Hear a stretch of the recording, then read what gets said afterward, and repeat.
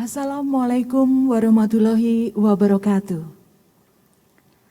Bapak Ibu yang kami hormati, sidang ujian disertasi terbuka promosi Doktor Ilmu Ekonomi Universitas Gunadarma yang dilaksanakan secara daring segera dimulai.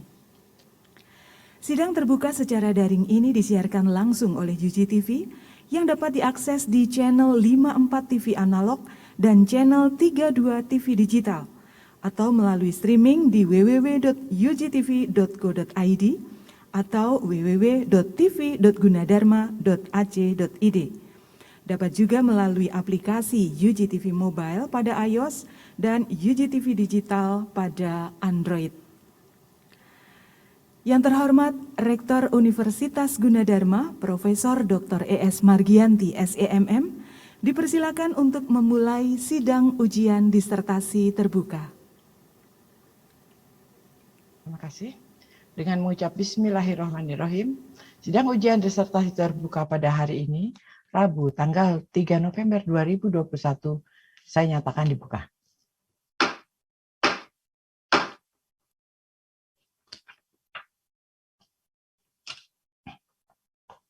Dalam sidang ujian ini, Saudara Promovendus Antoni Japari akan mempertahankan disertasi dengan judul Determinan Kesadaran Berasuransi dan Perceived Value serta dampaknya terhadap retensi dengan pandemi COVID-19 sebagai pemoderasi.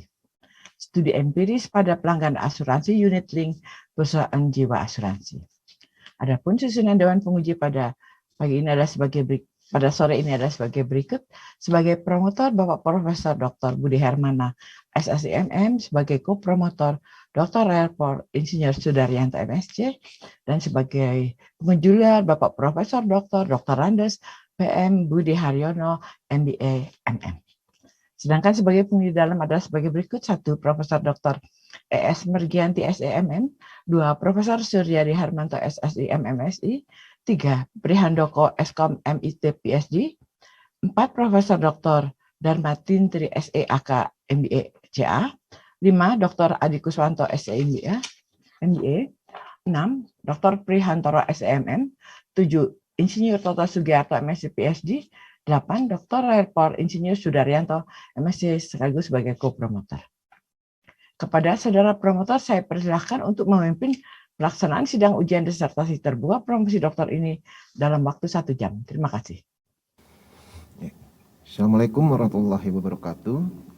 Kepada yang terhormat Rektor Universitas Gunadarma, saya mengucapkan terima kasih atas kepercayaan yang telah diberikan untuk memimpin sidang ujian disertasi promosi doktor ini. Saya mulai dengan membacakan pertanggungjawaban akademik Saudara Promovendus. Pertanggungjawaban akademik sidang disertasi terbuka. Bersama ini kami sampaikan pertanggungjawaban akademik Saudara Antoni Japari, SEMM, nomor induk mahasiswa 99117403, dalam penulisan disertasi dengan judul Determinan Kesadaran Berasuransi dan Perceived Value serta dampaknya terhadap retensi dengan pandemi COVID-19 sebagai pemoderasi, studi empiris pada pelanggan asuransi unit link perusahaan asuransi jiwa. Tim pembimbing terdiri dari promotor Profesor Dr. Budi Hermana, SSDMM, ko-promotor Dr. Relpor Insinyur Sudaryanto, MSc, dengan susunan tim penguji. Pertama, Profesor Dr. Budi Hermana, SSIMM, sebagai promotor. 2. Profesor Dr. Randes, PM Budi Haryono, MBA, MM, sebagai penguji luar. 3. Profesor Dr. E.S. Margianti, SEMM, sebagai penguji dalam. 4. Profesor Suryadi Harmanto, SSIM, MSI, sebagai penguji dalam. 5. Prihandoko, Eskom, MIT, PhD, sebagai penguji dalam. 6. Profesor Dr. Dharma Tintri Edi Raras, SEAK, MBA, CA, sebagai penguji dalam. 7. Dr. Adi Kuswanto, SEMBA, sebagai penguji dalam. 8. Dr. Prihantoro, SEMM, sebagai penguji dalam. 9. Insinyur Toto Sugiarto, MSc, PhD, sebagai penguji dalam. Kemudian yang terakhir Dr. Relpor Insinyur Sudaryanto, MSc, sebagai ko-promotor. Yang bersangkutan terdaftar sebagai mahasiswa program Doktor Ilmu Ekonomi Universitas Gunadarma dan telah mengikuti proses belajar mengajar dan ujian teori serta disertasi dengan hasil sebagai berikut. Pertama, ujian teori disertasi 1 dan 2 lulus dengan IPK 3,63. 2. Ujian kualifikasi lulus pada tanggal 28 Agustus tahun 2019. 3. Sidang disertasi tertutup lulus pada tanggal 5 Oktober tahun 2021 dengan salinan kartu hasil studi terlampir. Demikian pertanggungjawaban akademik ini kami sampaikan, tertanda Dr. Rerpol Insinyur Sudaryanto MSc, Sekretaris 1 Program Doktor Ilmu Ekonomi. Demikianlah pertanggungjawaban akademik Saudara Promopendus. Saudara Promopendus, apakah saudara siap mempertahankan disertasi saudara? Oke. Baik, saya persilakan Saudara Promopendus menjelaskan disertasi pada sidang ujian ini selama 15 menit.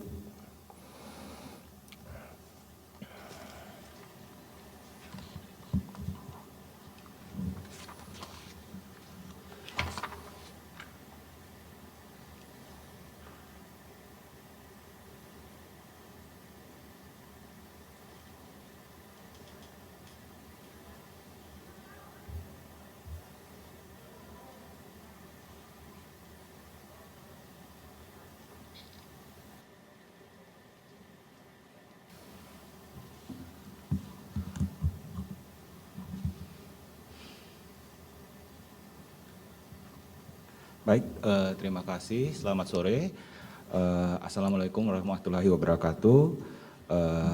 Perkenankan saya mempresentasikan hasil disertasi saya yang berjudul Determinan Kesadaran Berasuransi dan Perceived Value serta dampaknya terhadap retensi dengan pandemi COVID-19 sebagai pemoderasi.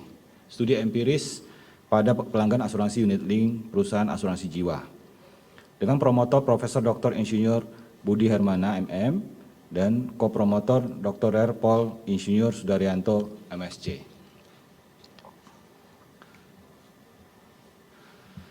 Dari latar belakang penelitian, kita melihat bahwa sampai tahun 2020 telah berkembang dengan pesat kontribusi sektor asuransi di Indonesia. Hal ini ditunjukkan dengan tingkat kenaikan kontribusi dalam produk domestik bruto yang terus meningkat selama periode tersebut. Jika ditinjau kontribusi produk domestik bruto per kuartalan sejak 2019 sampai kuartal pertama tahun 2021, relatif cukup stabil.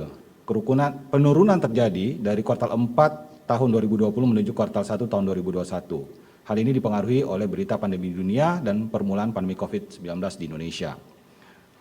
Perpanjang polis asuransi bagi perusahaan asuransi merupakan faktor penting bagi keuntungan dan kelangsungan hidup perusahaan. Berbagai faktor mempengaruhi perpanjang polis asuransi unit link oleh nasabah, sehingga saya melakukan penelitian faktor-faktor yang memengaruhi kesadaran berasuransi dan perceived value serta dampaknya terhadap retensi dengan pandemi COVID-19 sebagai pemoderasi. Studi empiris pada pelanggan asuransi unit link perusahaan asuransi jiwa di Indonesia. Perumusan masalah dalam penelitian ini adalah sebagai berikut. Apakah agen asuransi memengaruhi kesadaran berasuransi? Apakah literasi keuangan mempengaruhi kesadaran berasuransi? Apakah faktor psikologis mempengaruhi kesadaran berasuransi? Apakah e-service quality mempengaruhi perceived value? Apakah kesadaran berasuransi mempengaruhi retensi pelanggan? Apakah perceived value mempengaruhi retensi pelanggan? Apakah pandemi COVID-19 memoderasi hubungan kesadaran dan retensi pelanggan? Apakah pandemi COVID-19 memoderasi hubungan perceived value dan retensi pelanggan? Batasan penelitian disertasi ini adalah responden yang berada di wilayah Jakarta dan yang memiliki produk asuransi unit link. Tujuan penelitian disertasi ini adalah untuk menganalisis pengaruh agen asuransi terhadap kesadaran berasuransi, pengaruh literasi keuangan terhadap kesadaran berasuransi, pengaruh faktor psikologis terhadap kesadaran berasuransi, pengaruh e-service quality terhadap perceived value, pengaruh kesadaran berasuransi memengaruhi retensi pelanggan, pengaruh perceived value memengaruhi retensi pelanggan, pengaruh kesadaran berasuransi terhadap retensi pelanggan yang dimoderasi oleh pandemi COVID-19, dan pengaruh perceived value terhadap retensi pelanggan yang dimoderasi oleh pandemi COVID-19.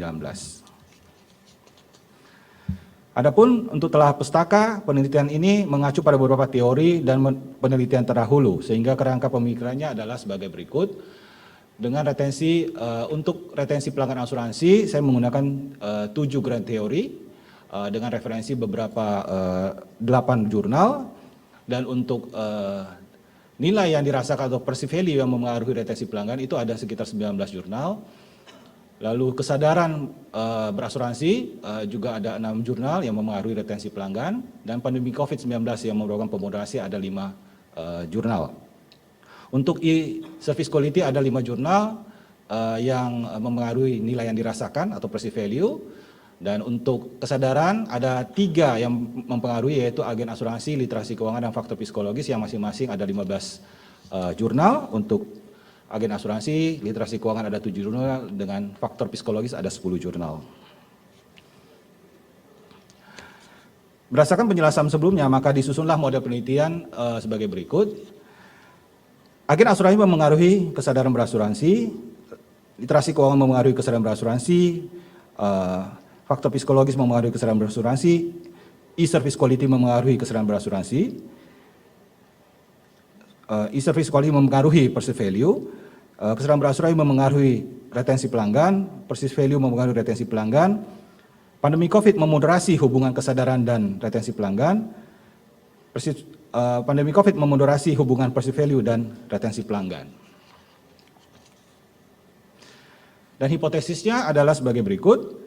H1 adalah agen asuransi mempengaruhi kesadaran berasuransi, H2 literasi keuangan mempengaruhi kesadaran berasuransi, H3 faktor psikologis mempengaruhi kesadaran berasuransi, H4 e-service quality mempengaruhi perceived value, H5 kesadaran berasuransi mempengaruhi retensi pelanggan, H6 perceived value-nya mempengaruhi retensi pelanggan, H7 pandemi COVID-19 memoderasi hubungan kesadaran berasuransi dan retensi pelanggan, dan H8 adalah pandemi COVID-19 memoderasi hubungan perceived value dan retensi pelanggan.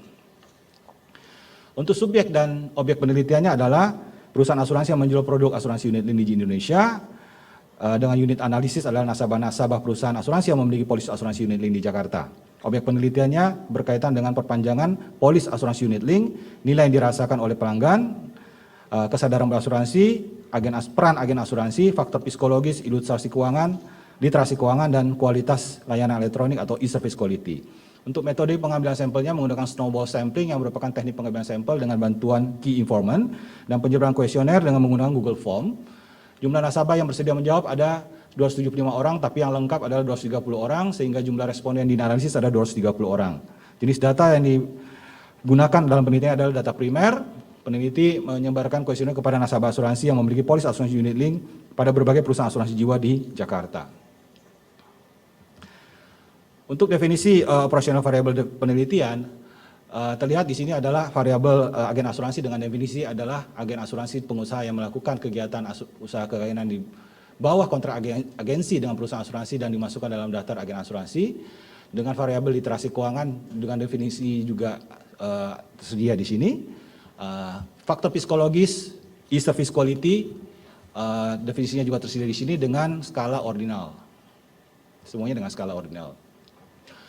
Dan kesadaran atau awareness juga ada definisi sejauh mana pelanggan mengenali ketika diberitahu tentang karakteristik produk, dibujuk untuk mencobanya dan diingatkan untuk membeli kembali. Lalu ada perceived value dengan definisi serta pandemi COVID-19 adalah sebuah penyakit yang disebabkan oleh virus yang disebut sebagai SARS-CoV-2. WHO secara resmi menyatakan COVID-19 sebagai pandemi universal. Dan retensi pelanggan adalah aktivitas yang dilakukan organisasi penjual untuk mengurangi pelanggan yang berpaling. Itu adalah dengan skala ordinal semua. Metode analisisnya adalah menggunakan model persamaan simultan dengan alat pemproses data Smart BLS. Model matiganya adalah sebagai berikut, dengan di mana RP adalah retensi pelanggan, PV adalah perceived value, KS adalah kesadaran, ESQ adalah e-service quality atau electronic service quality, PC adalah pandemi COVID, AA adalah agen asuransi, FP adalah faktor psikologis, dan LK adalah literasi keuangan. Dengan uji instrumen dilakukan uji instrumen kepada 50 orang terlebih dahulu untuk berupa uji validitas dan reliabilitas. Peneliti menggunakan analisis faktor dengan menggunakan KMO dengan nilai minimal 0,5, Bartlett test dengan nilai probability maksimal 0,05 dan faktor loading minimal 0,6 untuk uji validitas, dan menggunakan Cromba alpha dengan nilai 0,6 untuk uji reliabilitas.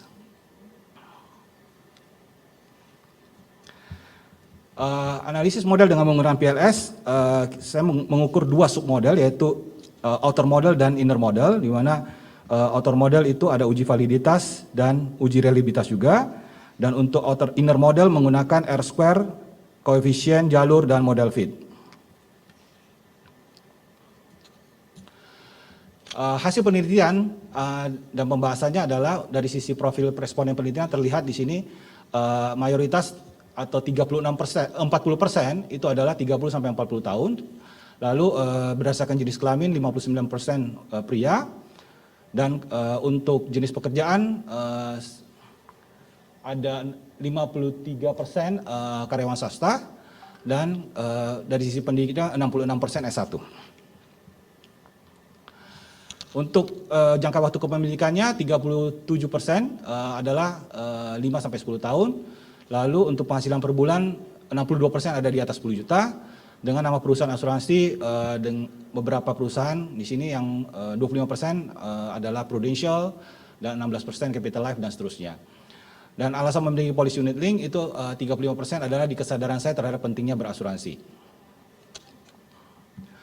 Untuk grafik ini, itu adalah mengukur persepsi kesadaran asuransi, mengukur persepsi perceived value, dan mengukur serta menggambarkan persepsi retensi pelanggan antara responden pelanggan berdasarkan jenis kelamin, berdasarkan umur, berdasarkan pekerjaan, berdasarkan pendidikan, berdasarkan kepemilikan polis unit link, berdasarkan penghasilan pelanggan, dan berdasarkan perusahaan asuransi jiwa, serta berdasarkan alasan memiliki polis asuransi unit link. Untuk pengujian instrumen penelitiannya yang tadi saya sebutkan menggunakan QMO dan Bartlett test, hasil uji validitas dan reliabilitas dengan menggunakan sampel sebanyak 50 responden menunjukkan bahwa semua indikator untuk setiap variabel sudah valid dan reliable, sehingga instrumen penelitian ini dapat disebarkan ke responden. Untuk statistik deskriptif, indikator ini semua variabel menunjukkan atau memiliki nilai terendah 1 dan nilai maksimal 5, dengan sebagian besar rata-rata dan setiap indikator berada di atas nilai 3, dan nilai deviasi standar adalah bervariasi. Hal ini menunjukkan bahwa nilai semua pernyataan yang berada di antara setuju dan sangat setuju sebesar 63%, berada di antara cukup dan setuju sebesar 29%, dan sisanya 8% berada di antara kurang setuju dan cukup. Untuk author model, tabel berikut menunjukkan bahwa loading factor setiap indikator pada semua variabel memiliki nilai lebih dari 0,7, dan AV untuk semua variabel memiliki lebih dari 0,5. Ini berarti semua indikator untuk variabel dalam model berstatus valid. Selanjutnya adalah tabel ini juga menunjukkan nilai Kromba alpha untuk semua variabel melebihi 0,6, dan nilai composite reliability-nya melebihi 0,6. Ini berarti semua variabel dalam model dapat dikatakan reliable. Untuk pengukuran inner model, model struktural ini berguna untuk memastikan seberapa baik data empiris yang ada mendukung teori dan konsep yang digunakan. Di tabel R-square terlihat perbandingan pandemi COVID-19 sebagai pemoderasi dan tanpa pandemi COVID-19 sebagai pemoderasi retensi pelanggan. Perbedaan hasilnya ada di kolom retensi pelanggan. Di tabel koefisien jalur juga demikian, terlihat perbedaan di kolom retensi pelanggan untuk kolom dengan pandemi COVID sebagai pemoderasi dan tanpa pandemi COVID sebagai pemoderasi untuk variabel kesadaran berasuransi dan perceived value.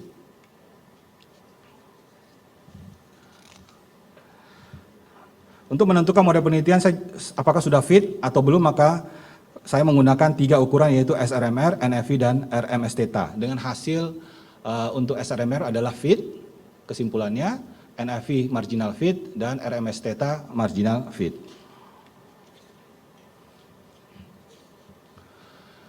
Untuk uji hipotesis, outer model dan inner model PLS algorithm dengan model penelitian menggunakan variabel pandemi COVID-19 sebagai pemoderasi, dan model penelitian tanpa COVID-19 sebagai pemoderasi disajikan pada gambar berikut ini.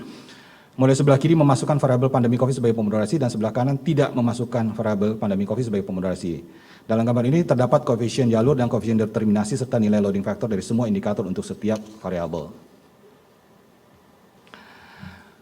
Untuk output regresi dan gambar output algoritma PLS tadi digunakan untuk membuktikan hipotesis dalam penelitian disertasi ini. Untuk output regresi ini pengaruh signifikan atau tidak terlihat di probability value, di mana jika p-value dengan nilai kurang dari 0,05 maka pengaruhnya signifikan. Terlihat hanya pengaruh interaksi pandemi COVID dan kesadaran berasuransi, dan pandemi COVID dengan perceived value terhadap retensi pelanggan yang p-value-nya di atas 0,05, yang berarti pengaruhnya kurang signifikan. Kesimpulannya, di mana penelitian ini bertujuan untuk menganalisis determinan kesadaran berasuransi dan perceived value dan dampaknya terhadap retensi pelanggan asuransi unit link dengan pandemi COVID sebagai moderasi pada perusahaan asuransi jiwa. Berdasarkan hasil dan pembahasan, maka bisa ditarik kesimpulan adalah sebagai berikut. Agen asuransi, literasi keuangan, dan faktor psikologis memengaruhi secara signifikan terhadap kesadaran berasuransi. E-service quality memengaruhi secara signifikan terhadap perceived value. Kesadaran berasuransi dan perceived value memengaruhi secara signifikan terhadap retensi pelanggan. Pengaruh kesadaran berasuransi dan perceived value terhadap retensi pelanggan tidak dimoderasi oleh pandemi COVID-19.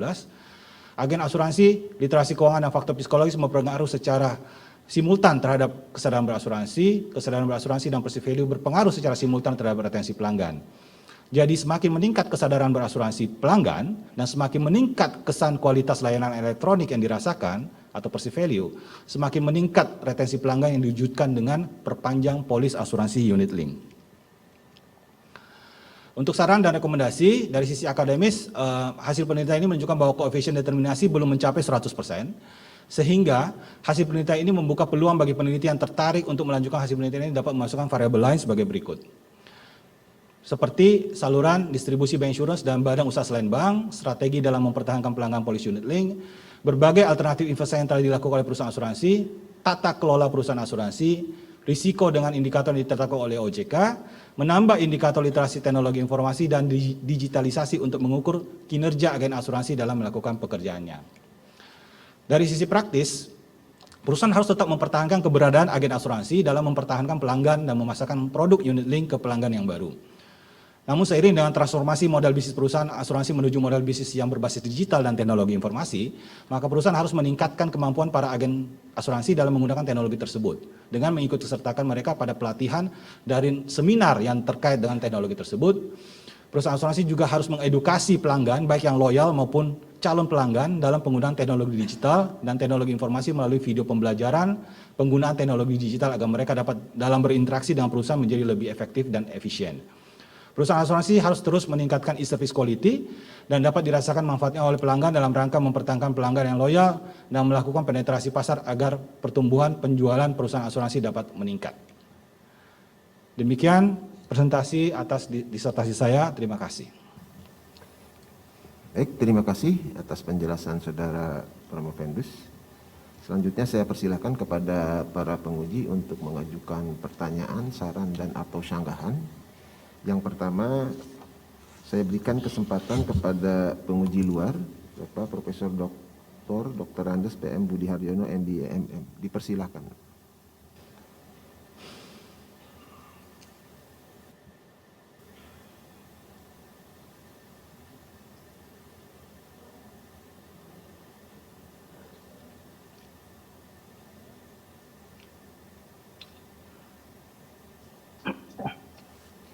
Sharing Mohon maaf, itunya tolong apakah ditutup dulu. suaranya belum terdengar? Apakah masih di mute? Mohon maaf. Good, Prof. ya. Oke. Ya. Dengan ininya Baik. juga. Share screen-nya tolong ditutup. Oh, share screen-nya tolong di ya. Ya, ya. Ya. Baik. Terima kasih kepada Bapak Promotor Prof. Budi Hermana dan kepada Ibu Rektor Prof. Marjanti dan kepada kopromotor Bapak Dr. Sudaryanto atas kesempatan waktunya kepada saya. Pertama-tama saya mengucapkan selamat kepada Pak Antoni Japari yang telah membuahkan hasil dari studi program Doktor Ilmu Ekonomi di Universitas Gunadarma sehingga sampai pada sidang ujian terbuka doktoral hari ini. Maka itu pertanyaan saya nanti agar dapat saudara jelaskan alasan-alasannya, ide-idenya, logikanya menurut Anda sehingga bisa dimengerti dengan simpel dan memadai. Sudah siap, Siap, Saudara Prof. Antoni? Siap, Prof. Ya, baik. 1. Menurut saudara, bagaimana secara konkret bisnis perusahaan asuransi jiwa dapat berkontribusi terhadap pertumbuhan perekonomian Indonesia? Coba saudara jelaskan dengan singkat dan jelas, baik dari aspek bisnis, lapangan kerja, pendapatan masyarakat, peningkatan pengetahuan, dan pendidikan masyarakat Indonesia. 2. Menurut saudara, bagaimana para pihak stakeholder, ini berarti ada beberapa pihak ya, caranya meningkatkan literasi keuangan dikaitkan dengan masih rendahnya rasio kesadaran berasuransi masyarakat Indonesia. 3. Menurut saudara, bagaimana kebijakan pihak regulator dan operator dalam strategi bisnis dan marketing ke depan? Mengingat nasabah cenderung berkeinginan adanya penggabungan antara manfaat asuransi dan investasi. 4. Apa yang akan Anda perbuat dalam bentuk kebijakan dan strategi bisnis, khususnya di Capital Life, setelah menemukan kebaruan dalam penulisan disertasi Anda? 5. Terakhir, apa saran-saran Anda sebagai calon doktor ilmu ekonomi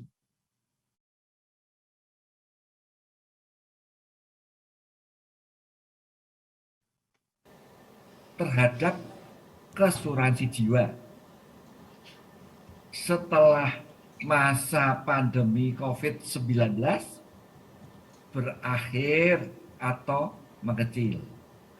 Demikian pertanyaan saya. Terima kasih.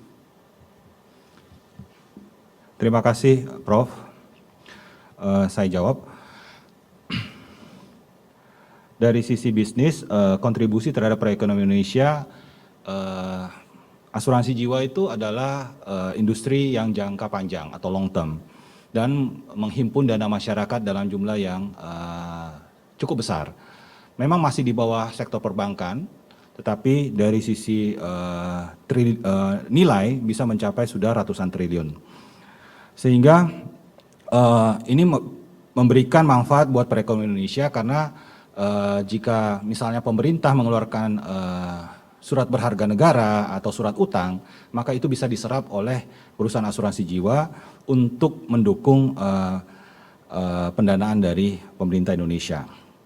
Dan dari sisi bisnis, lapangan kerja dengan menggunakan konsep agency, sampai sekarang yang menjadi agent di Indonesia itu mencapai 1 juta, lebih dari 1 juta orang, sehingga lapangan kerja yang tercipta itu cukup signifikan karena bagi orang-orang ini bisa mendapatkan penghasilan buat keluarganya dan memberikan pendapatan bagi masyarakat. Dari sisi pengetahuan dan pendidikan, asuransi jiwa bersama dengan regulator dan asosiasi asuransi jiwa Indonesia tentu saja kami melakukan banyak sekali edukasi untuk meningkatkan literasi dan pengetahuan tentang pentingnya perencanaan keuangan ya terhadap setiap keluarga, karena itu merupakan hal yang esensial, merupakan hal yang basic karena mereka harus bisa mengelola keuangan dengan baik, dan dalam pengelolaan keuangan itu ada asuransi yang merupakan vehicle atau kendaraan untuk memberikan proteksi terhadap keuangan mereka. Untuk pertanyaan kedua, bagaimana pihak tahu cara meningkatkan literasi keuangan? Memang kami sudah melakukan banyak kegiatan bersama regulator yaitu OJK dan asosiasi.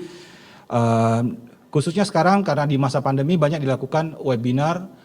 Ya, dulu kita melakukan namanya Insurance Goes to Campus.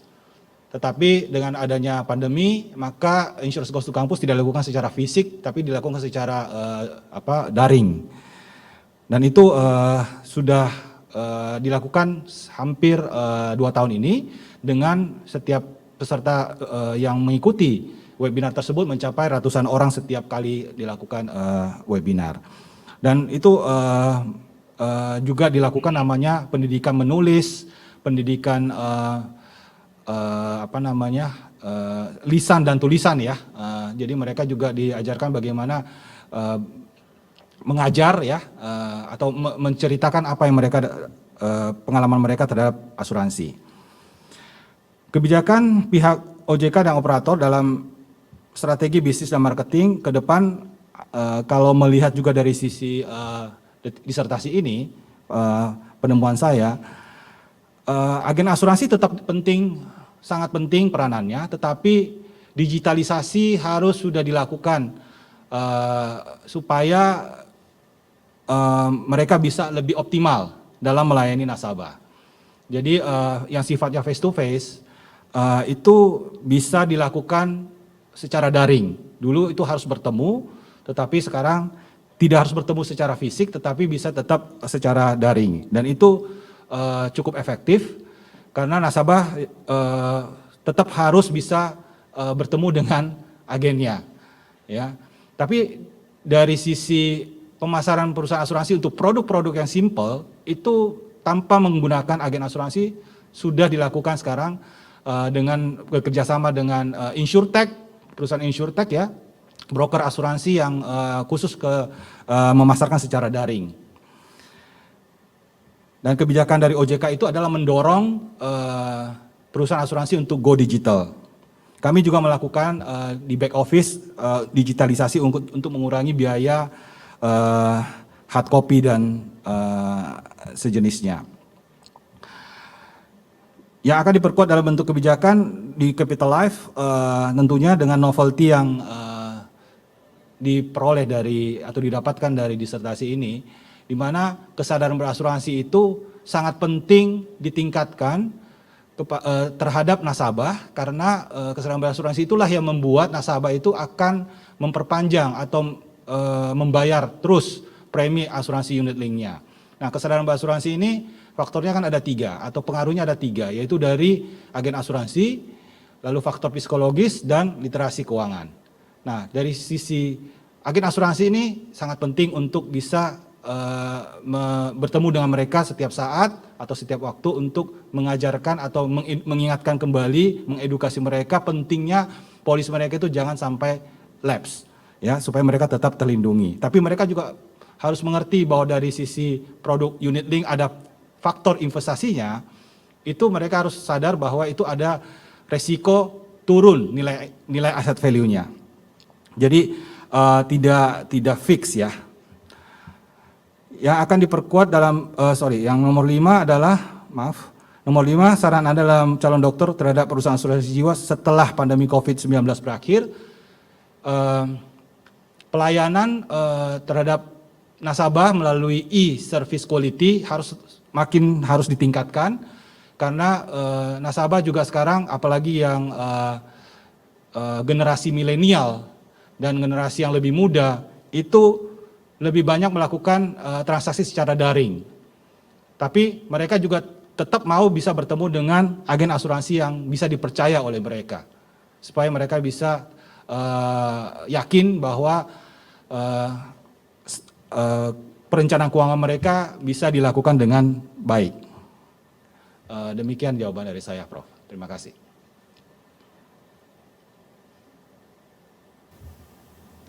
Baik, apakah Prof.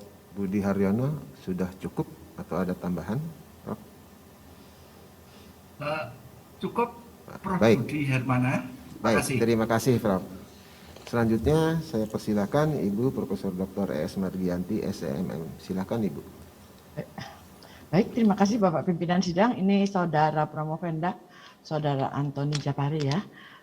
Saya kira sudah melakukan penyusunan berupaya dengan keras. Akan tetapi kan karena ini kita untuk produk bersama, nanti keluarnya tanda tangan semua. Jadi mari kita bersama-sama memperbaiki ya. Jadi ini adalah dalam kaitan untuk lebih melengkapi dan memperbaiki. Saya biasanya mulainya dari depan. Nah, kita lihat ya dari depan, determinan kesadaran berasuransi dan perceived value serta dampaknya terhadap retensi dengan pandemi COVID sebagai pemoderasi. Studi empiris pada pelanggan asuransi unit-linked perusahaan asuransi. Ya, baik. Kemudian saya coba cari saya lihat abstrak. Di abstrak ini dampaknya hilang. Coba dibaca. Judul dampaknya, determinan kesadaran berasuransi dari perceived value serta terhadap. Nah, itu sempat saya bingung. Terus saya lihat ke depan, oh ini sih. Jadi ditambahkan ya. Baik, Prof. Di judul abstraknya itu hilang apanya? Dampak, kata dampaknya. Nah, itu berubah arti sama sekali kan? Jadi malah dan juga agak membingungkan. Baik. Nah, baik, dalam disertasi ini ada beberapa kaidah yang harus kita ikuti. Antara lain kalau kita menjelaskan sesuatu itu harus ada referensi dan lain sebagainya. Saya mengerti bahwa latar belakang Promovendus dalam hal ini kan purely bisnis. Jadi itu, tapi sebetulnya kadang-kadang kan kita di dunia akademik kan kita teori, jangan-jangan yang lebih pintar justru yang bisnis. Nah, pada kenyataannya kita coba match semuanya. Jadi katakan di sini pada halaman 1 ya. Halaman 1.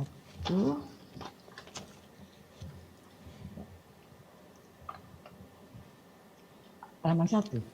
Kita lihat ya, saya bacakan. Ya. Kontribusi sektor asuransi dan dana pensiun terhadap perekonomian Indonesia mulai tahun 2013 sampai 2020 telah berkembang dengan pesat. Setuju.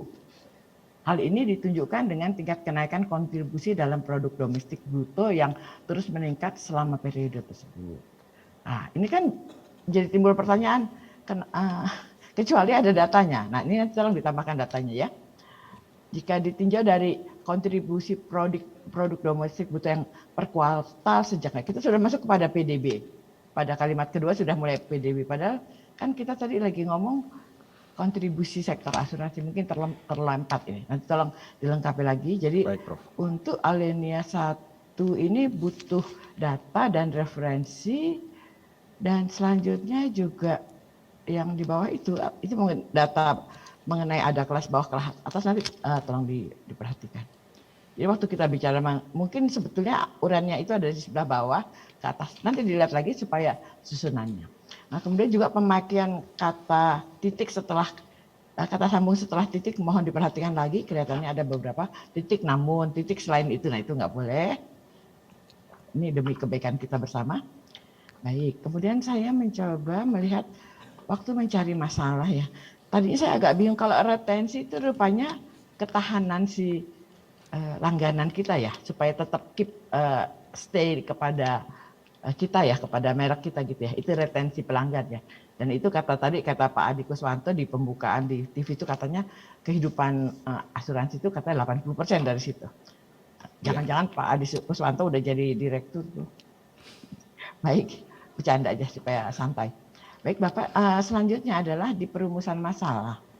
Nah, waktu kita melihat apakah agen asuransi mempengaruhi kesadaran berasuransi itu, kita dapatnya dari uraian dari mana ya?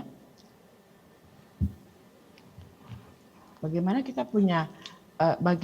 kita bisa merumuskan masalah dari A sampai H ini atas dasar uraian di depan.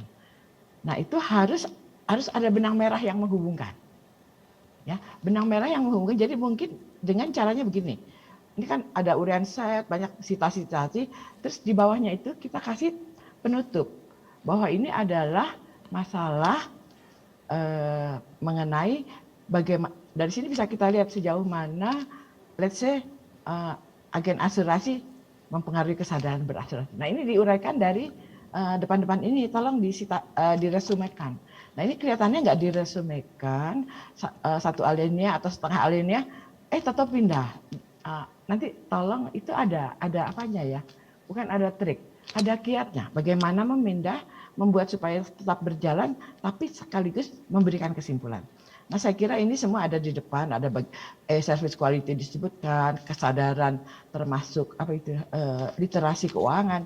Nah, tapi putus begitu saja, kemudian tahu-tahu muncul di perumusan. Nah, nanti ini tinggal diaturkan lagi ya. Nanti Bapak kopromotor, saya kira Bapak kopromotor dan Bapak promotor akan sangat bersedia membantu. Atas dasar itu kita lihat tujuannya adalah bagaimana pengaruh agen asuransi terhadap kesadaran asuransi. Yang agak aneh menurut saya itu pengaruh agen asuransi terhadap nah, sebetulnya ini kan ada aspek psikologi, ada aspek segala macam. Itu harusnya kita senggol-senggol sedikit di bab 1. Nah, masalahnya kemudian adalah di bab 2 itu harus dimunculkan sebagai uraian dari teori. Nah, ini kelihatannya di bab 2-nya. Jadi mohon di bab 2 itu kita mulai dengan landas teori. Sini udah dikasih tahu landas teorinya, ada teori ekuitas, ada apa. Tapi sebetulnya kalau di sini kita lihat ada yang berkaitan dengan psikologi, itu juga harus kita itu sedikit juga ya.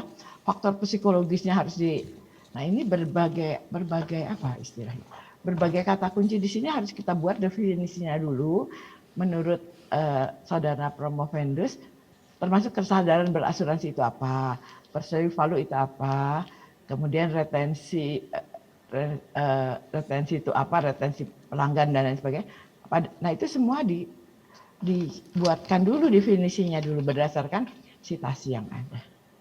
Nah, ini di bab 2-nya, jadi tolong nanti teorinya itu ditambah. Kita tidak bisa langsung pada konsep asuransi. Ini kan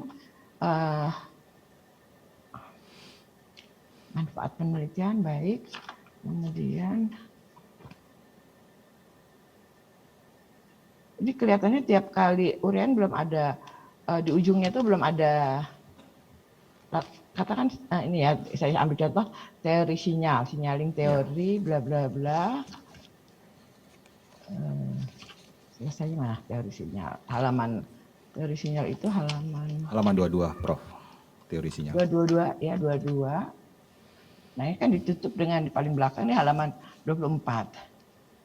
Nah, ini kalau ditutup menurut saudara promovenda adalah teori sinyal apa, itu akan menjadi sumbangan saudara promovenda terhadap dunia asuransi. Dan itu setiap saat nanti akan disitasi oleh selanjutnya bahwa menurut Bapak Antoni begini-begini gitu. Dan itu insya Allah jadi kalau orang Islam bilangnya itu apa? Jadi pahala. Ini konsep kemudian itu tadi landas teori sekarang disampaikan mengenai konsep asuransi jiwa. Tapi di sini kan kita juga perlu tahu mengenai apakah jenis asuransi unit link dan lain sebagainya, mungkin harus perlu ditambahkan di sini. Saya kira bisa jadi banyak sekali. Tidak boleh mendadak langsung masuk kepada penelitian terdahulu. Nah, tadi waktu dikatakan variabel, definisi dari variabel, sebetulnya definisi variabel itu sudah harus ditentukan waktu kita mensisasi. Itu terus kita tentukan definisi variabel asalnya dari sini. Nah ini kan belum diresumekan kan definisi variabel apa. Baik, Prof. Tapi sebetulnya nih Pak ya, yang di halaman hubungan kesadaran awareness bla bla bla di 231 di halaman 28 di tengah-tengah itu sudah berdasarkan definisi tersebut maka dapat disimpulkan loyalitas sebagai sikap pelanggan yang berkomitmen dalam membangun hubungan yang kuat. Nah ini kan kesimpulan dari Promovendusnya ada. Tapi kemudian langsung lompat lagi ke bawahnya yang lain. Nah, itu mungkin mohon nanti Bapak-Bapak, terutama ini sistematikanya sayang sekali. Bahannya sudah banyak, tinggal tarik lagi ke depan sedikit. Gitu. Ya kan memang berbeda dunia akademik sama dunia.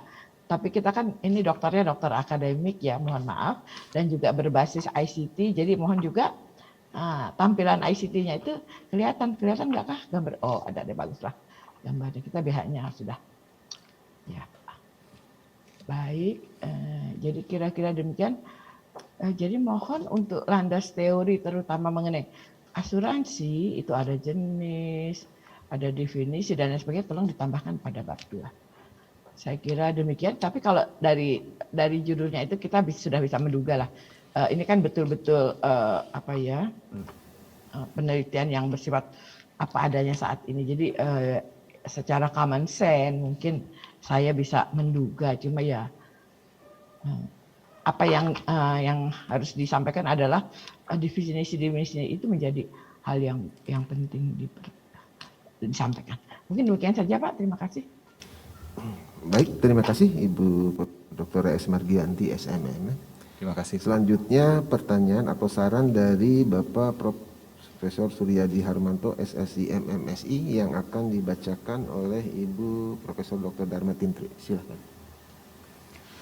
Baik, terima kasih Bapak Pimpinan Sidang, Saudara Promovendus. Saya akan membacakan 2 pertanyaan dari Profesor Suryadi ya. Saya bacakan dan langsung dijawab ya. Baik. Yang pertama, apa latar belakang Promovendus mengambil topik penelitian disertasi mengenai perusahaan asuransi jiwa?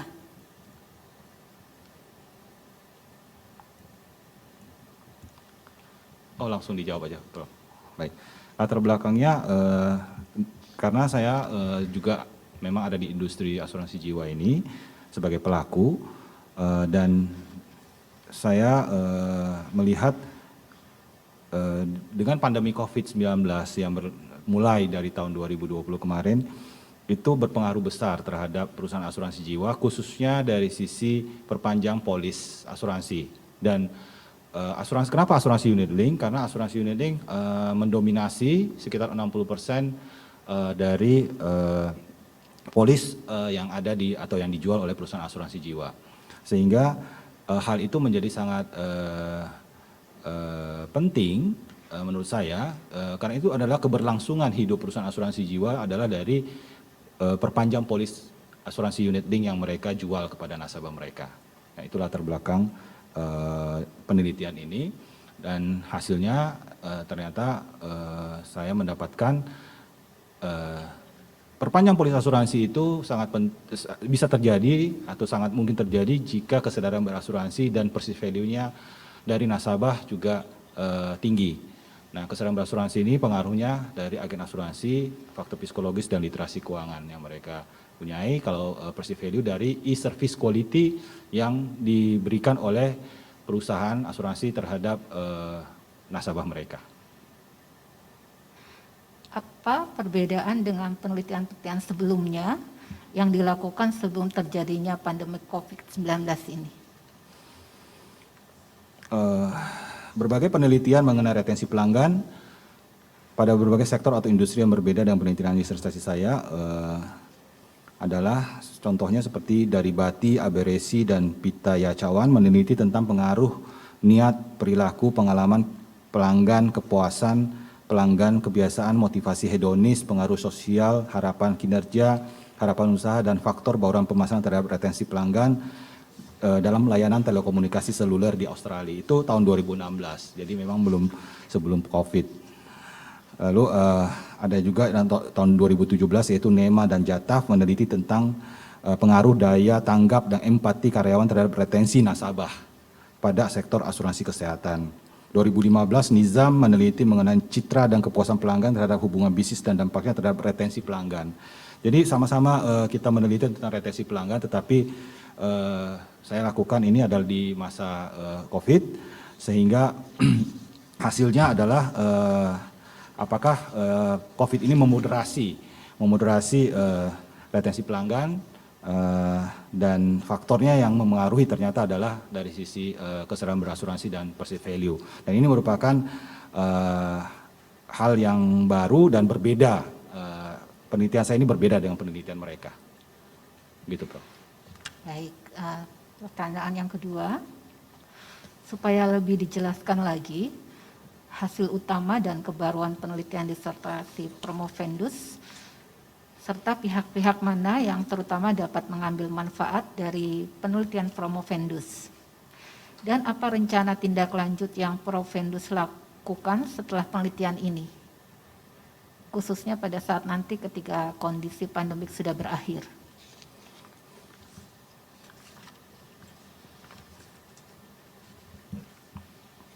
Baik, Prof. Novelty atau temuan dari penelitian disertasi ini adalah model retensi pelanggan asuransi unit link perusahaan asuransi jiwa melalui jalur kesadaran pelanggan dan perceived value, beserta faktor yang mempengaruhinya itu belum pernah diteliti sebelumnya. Dan secara praktis perusahaan asuransi jiwa kan menjual produk asuransi unit link dengan mempertahankan pelanggannya yang dibuktikan dengan pelanggan yang memperpanjang polis asuransi unit link dengan cara menguatkan kembali kesadaran pelanggan yang ada dan pemberian informasi baru mengenai manfaat dan pentingnya asuransi unit link sebagai produk yang memberikan proteksi terhadap risiko keuangan dan sekaligus memberikan manfaat investasi. Itu adalah dari sisi novelty, dan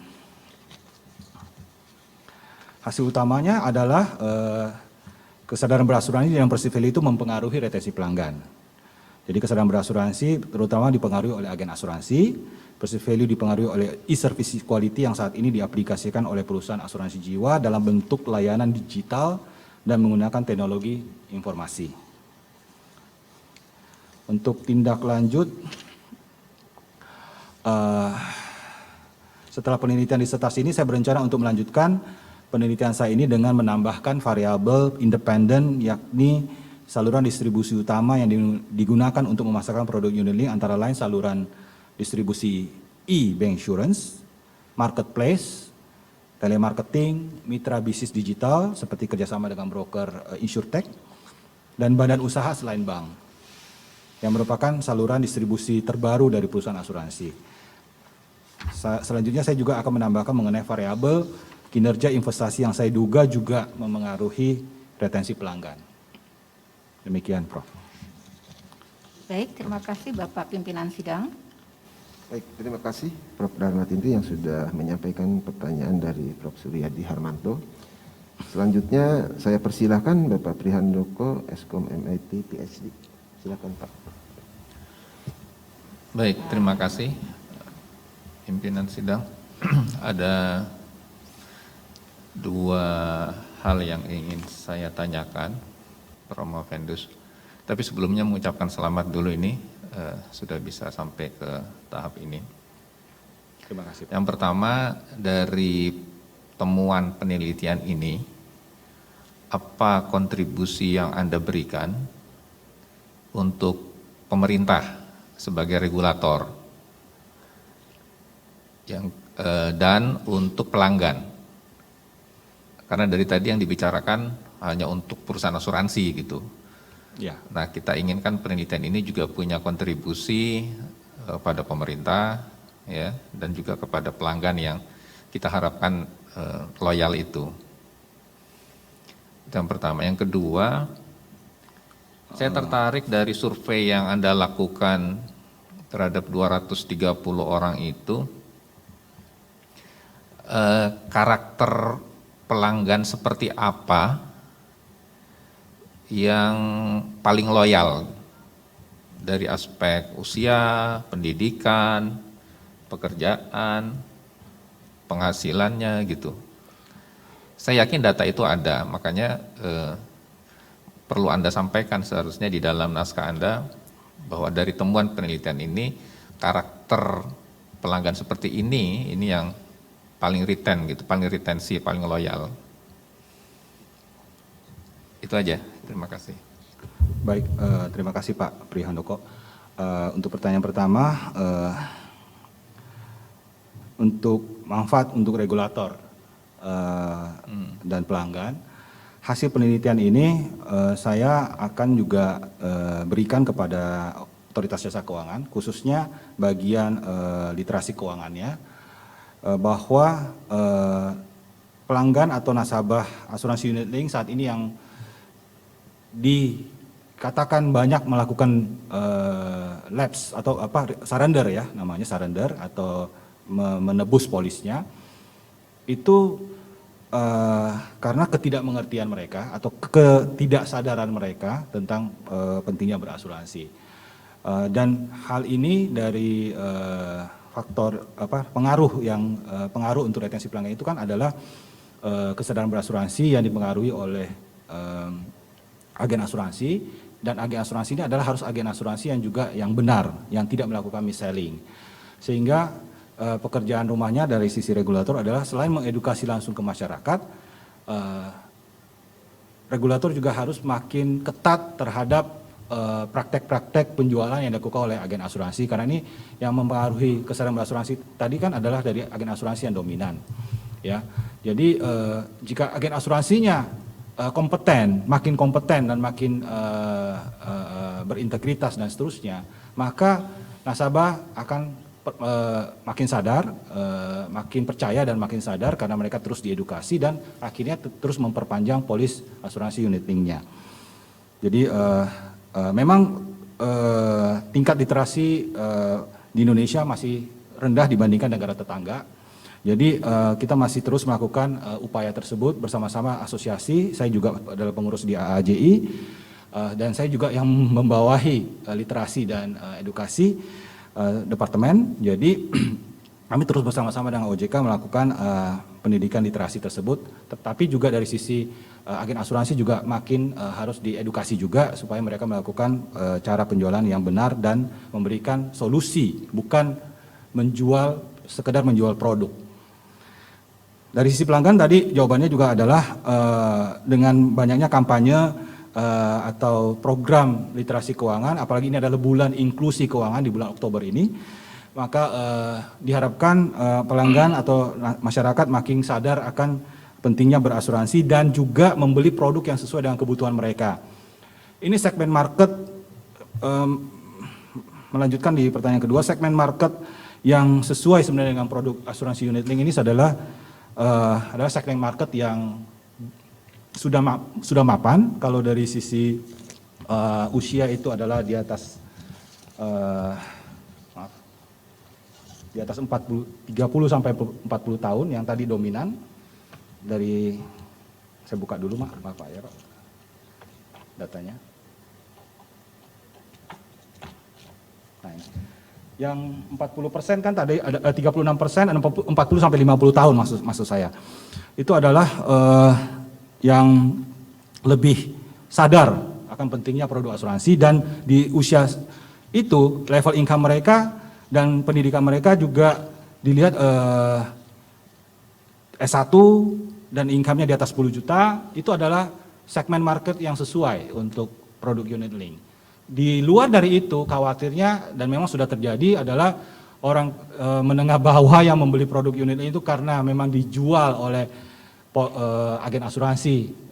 Saya nggak katakan mis-selling, tetapi mungkin dengan penjelasan yang kurang, mereka pikir itu adalah tabungan, dan ternyata hasilnya berkurang karena nilainya turun, ada faktor investasi di sana, turun, membuat mereka kecewa. Dan akhirnya melakukan redemption dan bahkan komplain melalui sosial media dan ke regulator. Itu yang terjadi sekarang. Jadi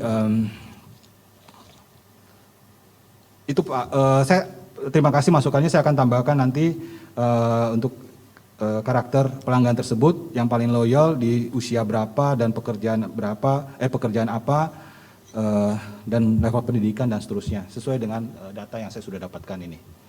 Terima kasih Pak. Ya, sama yang tadi kontribusi bagi pemerintah yang Bapak sebutkan tadi mungkin bisa ditambahkan juga Baik. supaya ketika mereka baca disertasi ini ada sesuatu yang mereka peroleh. Terima kasih pimpinan sidang, cukup. Baik, terima kasih Bapak Brihandoko Eskom MIT PhD. Selanjutnya saya persilakan Ibu Profesor Dr. Darmatin Trik untuk mengajukan pertanyaan ataupun syarat. Baik, terima kasih Prof. Budi. Selamat sore, Promovendus. Selamat sore. Silakan bisa minum dulu. Terima kasih.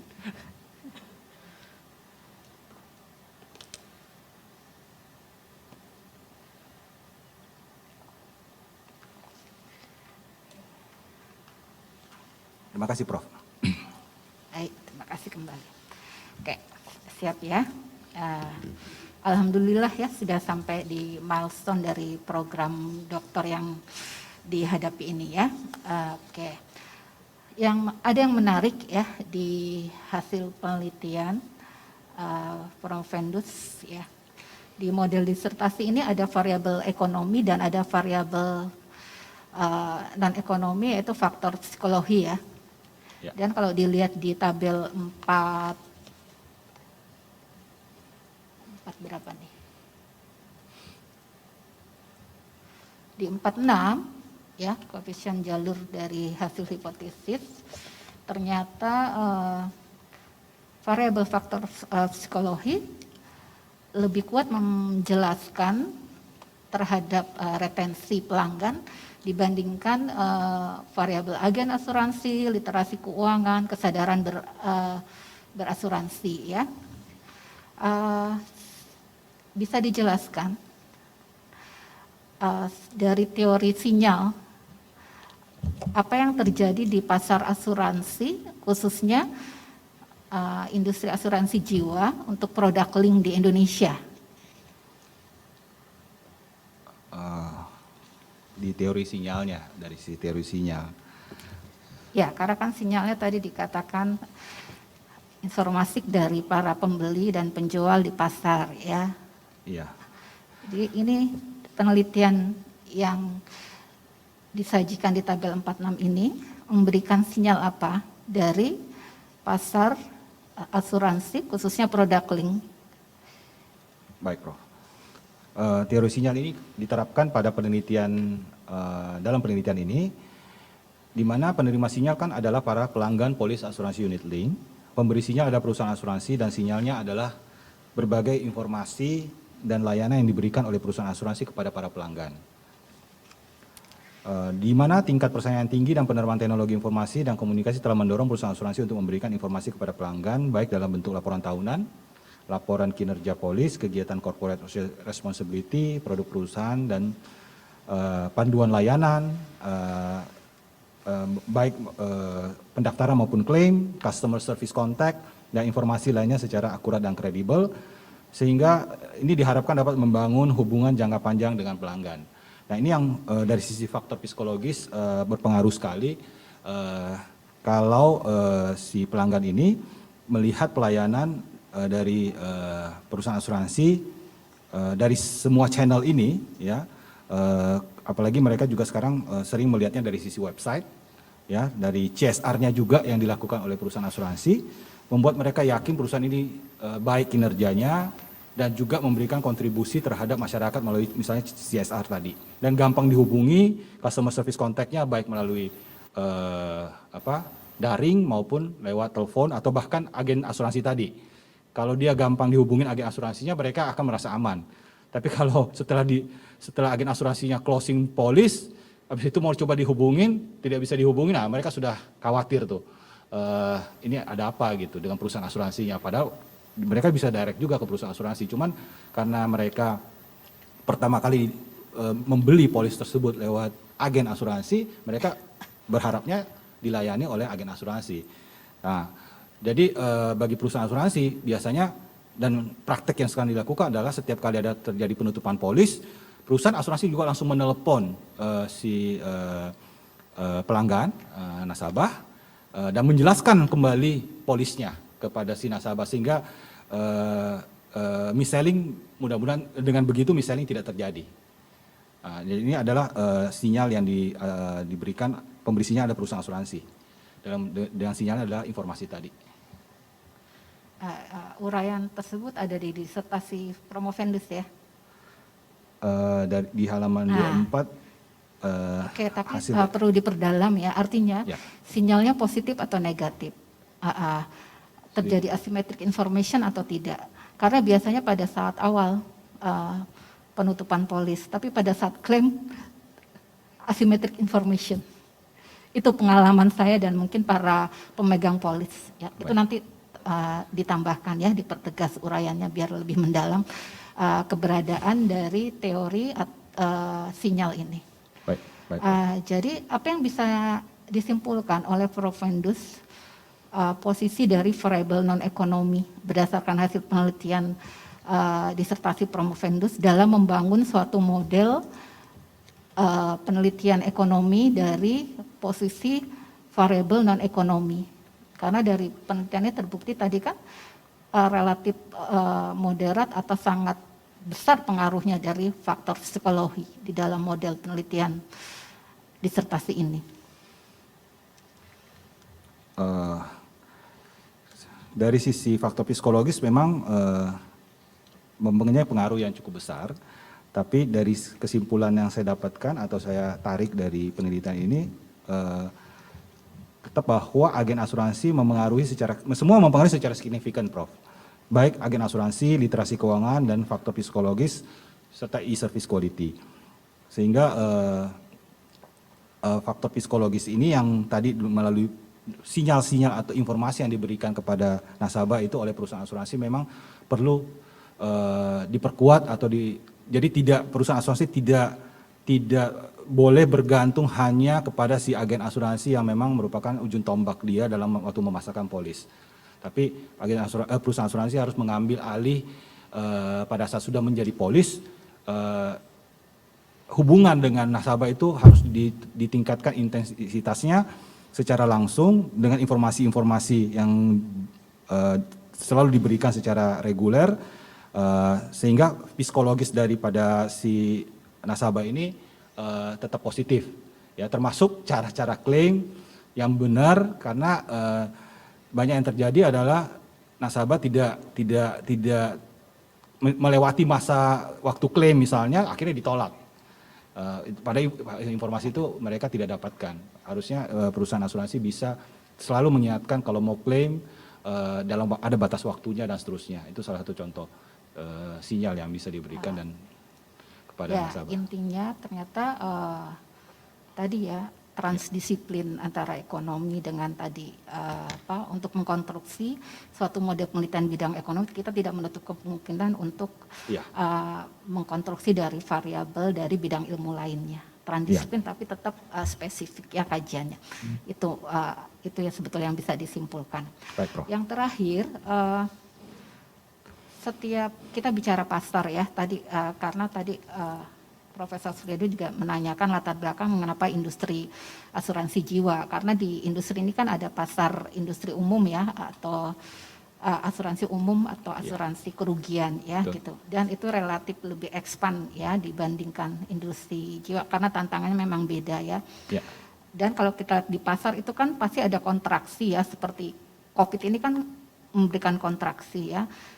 Krisis sebelumnya itu juga kontraksinya negatif ke pasar ya. Betul. Dari Krismon, terus krisis keuangan global, termasuk yang sekarang lebih lagi ya karena VUCA sekali ya gitu ya. Kan biasanya tujuan utama penelitian itu kan memprediksi dan menjelaskan gitu ya. Kalau pandemik ini sudah berakhir menjadi endemik yang baik gitu ya, kira-kira apa prediksi untuk manajemen asuransi jangka panjang ya, supaya tadi industri asuransi jiwa itu bisa sejajar dengan asuransi kerugian gitu. Ya, terima kasih Prof. Setelah pandemi COVID menjadi endemi, di mana pelanggan sudah bisa ditemui kembali dengan face to face ya, maksud saya oleh agen asuransi. Tetapi yang namanya digitalisasi ini sudah tidak bisa dielakkan lagi, harus terus dikembangkan oleh perusahaan asuransi sebagai alternatif dari agen asuransi yang merupakan ujung tombak, atau kalau di bank insurance namanya insurance specialist, ya. Jadi sama kalau di bank namanya insurance specialist, kalau lewat agency namanya agen asuransi. Tapi yang digitalisasi ini harus terus ditingkatkan terus karena masyarakat khususnya segmen market milenial dan yang lebih muda itu lebih suka membeli produk yang simple, tentu saja membeli produk yang simple itu melalui daring. Tapi kalau sudah bicara unit link karena ada faktor investasi di dalamnya, di mana itu sampai hari ini OJK belum mengizinkan unit link dijual secara murni daring, ya, murni daring. Tetap harus ada kombinasi dengan penjual, bertemu dengan penjual, walaupun mungkin dalam kondisi sekarang ini secara daring, face to face, tapi nggak bisa hanya lewat internet saja dia beli. Itu karena kompleksitas daripada produk ini. Jadi kedepannya pastinya perusahaan asuransi terus mengembangkan segmen digitalnya dia, masuk ke insurtech, itu merupakan satu strategi yang harus diambil. Tapi memang kalau kita lihat di negara maju pun seperti Amerika ataupun Eropa, agen asuransi tetap harus ada, tetap ada, tapi walaupun berkurang, tapi mereka punya kualitas jauh lebih tinggi dibandingkan sebelumnya. Yang mereka menjadi financial planner buat nasabahnya, not just nggak hanya sebagai perusahaan agen asuransi yang menjual produk. Gitu. Jadi itu kita harus perusahaan asuransi terus mengedukasi agen asuransi sehingga kemampuannya makin meningkat dengan sampai ke level menjadi perencana keuangan misalnya.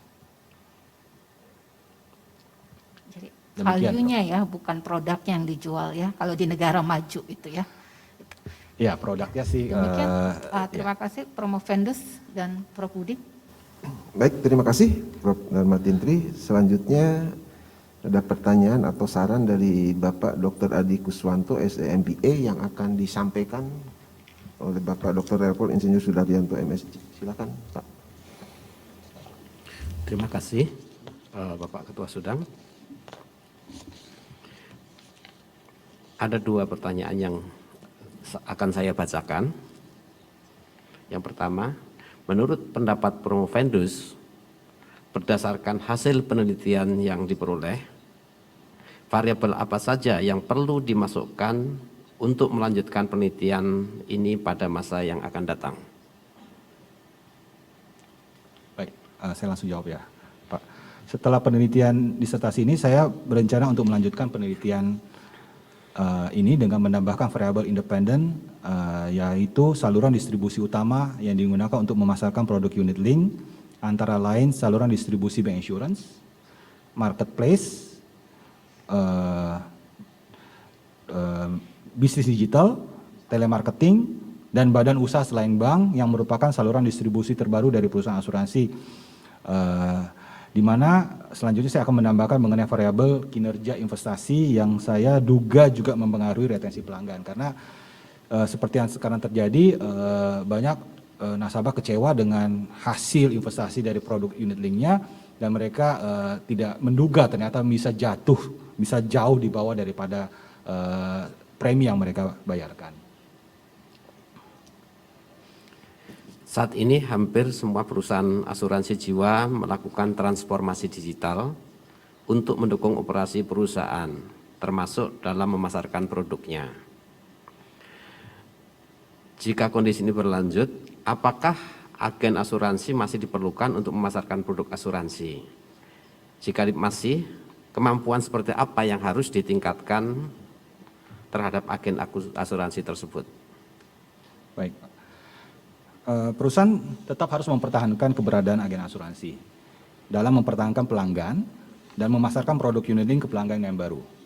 Seiring dengan transformasi digital, model bisnis yang ke digital dan berbasis IT, maka perusahaan harus meningkatkan kemampuan para agen asuransi tersebut dalam penggunaan teknologi dan mengikut sertakan mereka dalam pelatihan dan seminar yang terkait dengan teknologi tersebut.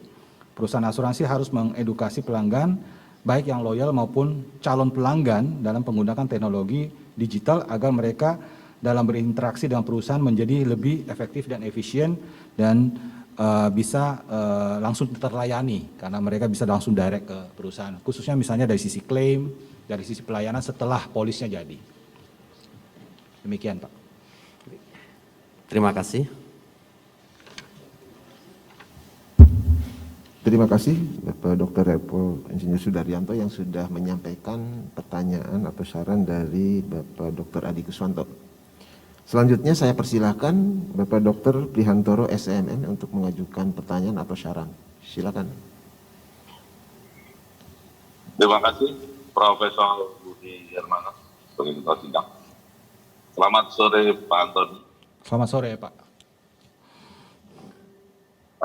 Baik, hasil penelitian Pak Antoni menunjukkan bahwa pelanggan yang memiliki loyalitas tinggi terhadap terhadap perusahaan dan dengan produk unit link itu adalah pelanggan yang berusia punya polis 5-10 tahun ke atas. Begitu Pak ya? Kalau nggak salah ketemuannya begitu ya Pak? Ya. Ya, oke. Nah, padahal pelanggan yang potensial di masa yang akan datang adalah mereka-mereka yang new entry lah istilahnya, yang nantinya berusia di usia produktif dan tentunya memiliki polis yang mungkin kurang dari 5 tahun atau 10 tahun di bawah.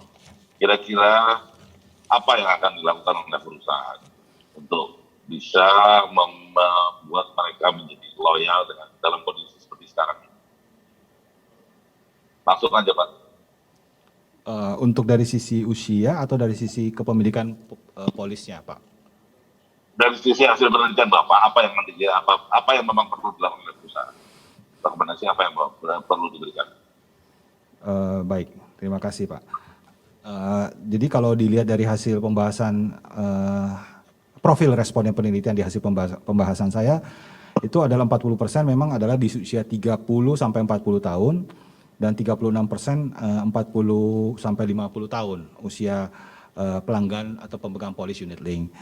Nah, memang ini adalah usia yang produktif. 30 sampai 40 tahun ini adalah hasil yang produktif. Sehingga mereka juga punya daya beli dan punya dan dari sisi pendidikan mayoritas juga adalah S1. Ini adalah memang profil yang sesuai untuk pelanggan polis unit link. Nah, bagi yang di bawah usia 30 tahun, mungkin karena dari sisi kemampuan keuangannya memang masih kurang, tapi mereka merupakan potensi di masa depan, sehingga pendidikan atau edukasi literasi keuangan, khususnya asuransi terhadap mereka dibingkai dengan perencanaan keuangan tentu saja, itu harus terus dijalankan atau diterapkan kepada mereka dalam bentuk webinar ataupun dalam bentuk seminar tatap muka atau di kelas, bahkan membuat kelas-kelas perencanaan keuangan sehingga mereka itu sadar dan pada saat mereka usianya sudah 30 sampai 30 tahun ke atas dan kemampuan daya belinya juga sudah ada, mereka akan bisa menjadi pelanggan atau pembeli polis unit link. Walaupun di usia sekarang di bawah 30 tahun mereka belum membelinya. Jadi memang faktor edukasi dan literasi sangat penting di usia-usia tersebut. Ya, bahkan kita yang tadi saya katakan melakukan kayak insurance goes to campus, Pak. Gitu, Pak. Ya, oke. Kan itu sudah Bapak lakukan. Keseharian di AJI, di DAI, sudah Bapak lakukan. Gitu, Pak ya? Iya, Pak. Ya, tapi kan Bapak belum tulis di dalam disertasi Bapak. Tolong ini dimasukkan dalam disertasi Bapak, bahwa pemerintah, regulator, bahkan juga asosiasi juga melakukan berbagai cara untuk meningkatkan literasi. Baik, Pak.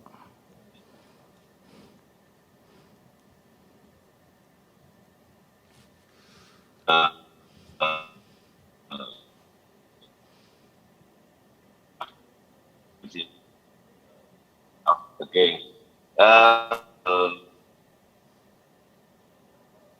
Bapak tahu bahwa sebagai salah satu produk yang akhir-akhir ini jadi satu produk yang banyak menimbulkan konflik dan confuse. Kira-kira bagi mereka yang punya penghasilan di bawah rata-rata, kan dari hasil penelitian Bapak ketemu tuh kira-kira angkanya ya sebulan berapa penghasilannya yang bisa ikut di unit link. Kira-kira andaikan mereka berada di range di bawah penghasilan rata-rata yang bisa ikut di unit link, apa yang kira-kira bisa dilakukan? Apa yang kira-kira bisa direkomendasikan oleh penelitian oleh Bapak, sehingga setidaknya walaupun mereka tidak masuk dalam untuk yang range kategori produk, tapi mereka juga ikut pakai asuransi. Maaf Pak Prihantoro, saya nggak terlalu jelas, maaf pertanyaannya. Kalau apakah dari sisi penghasilan, kalau di bawah 10 juta produk apa yang sesuai untuk mereka begitu? Apakah itu pertanyaan Bapak? Ya. Kira-kira rekomendasi apa yang memang Bapak bisa berikan kepada para customer yang penghasilannya di bawah range untuk unit link? Jelas, bisa dengar Pak? Baik Pak Prihantoro. Jadi bagi nasabah yang tadi saya katakan profilnya sesuai untuk membeli produk asuransi unit link adalah yang dari sisi income dikatakan cukup. Dari survei saya ini 62% adalah di atas 10 juta ya. 34% adalah 5 sampai 10 juta dan sisanya itu di bawah 5 juta. Nah, kalau pertanyaannya adalah yang di bawah 5 juta kira-kira produk apa yang sesuai dengan mereka? Saya akan jawab dengan konsep perencanaan keuangan sebenarnya Pak ya, bahwa mereka kalau mereka adalah kepala keluarga dan butuh proteksi, tentu saja yang harus mereka miliki adalah produk yang sifatnya proteksi murni ya, untuk mengcover income mereka yang akan hilang jika terjadi resiko meninggal. Dan itu yang dari sisi premi juga termasuk paling murah, kategorinya paling murah adalah term insurance. Yang kedua adalah di whole life, produk whole life. Jadi untuk produk proteksi yang mereka bisa beli adalah 2 produk itu untuk mengcover kebutuhan proteksi income mereka di bawah 5 juta. Nah, begitu mereka sudah punya kemampuan lebih lagi untuk masuk ke investasi, mereka bisa beli produk terpisah atau membeli produk unit link tadi, karena di produk unit link ada 2 unsur ya, yaitu proteksi dan investasi. Tapi memang harus dijelaskan secara detail bahwa dari sisi investasi itu nilainya bisa naik turun sesuai dengan jenis fund yang mereka pilih. Jangan sampai mereka pikir itu produknya fix returnnya, sehingga mereka begitu lihat nilai tunainya ternyata sudah di bawah premi mereka akan kecewa. Jadi sangat penting dijelaskan di depan jika pada saat mereka ingin membeli produk yang ada sifatnya investasi, termasuk waktu mereka ingin membeli produk reksadana, tentu saja mereka harus tahu bahwa juga reksadana juga nilainya bisa naik turun gitu. Begitu Pak. Baik, terima kasih. Terima kasih. Terima kasih Prof. Budi Hermana.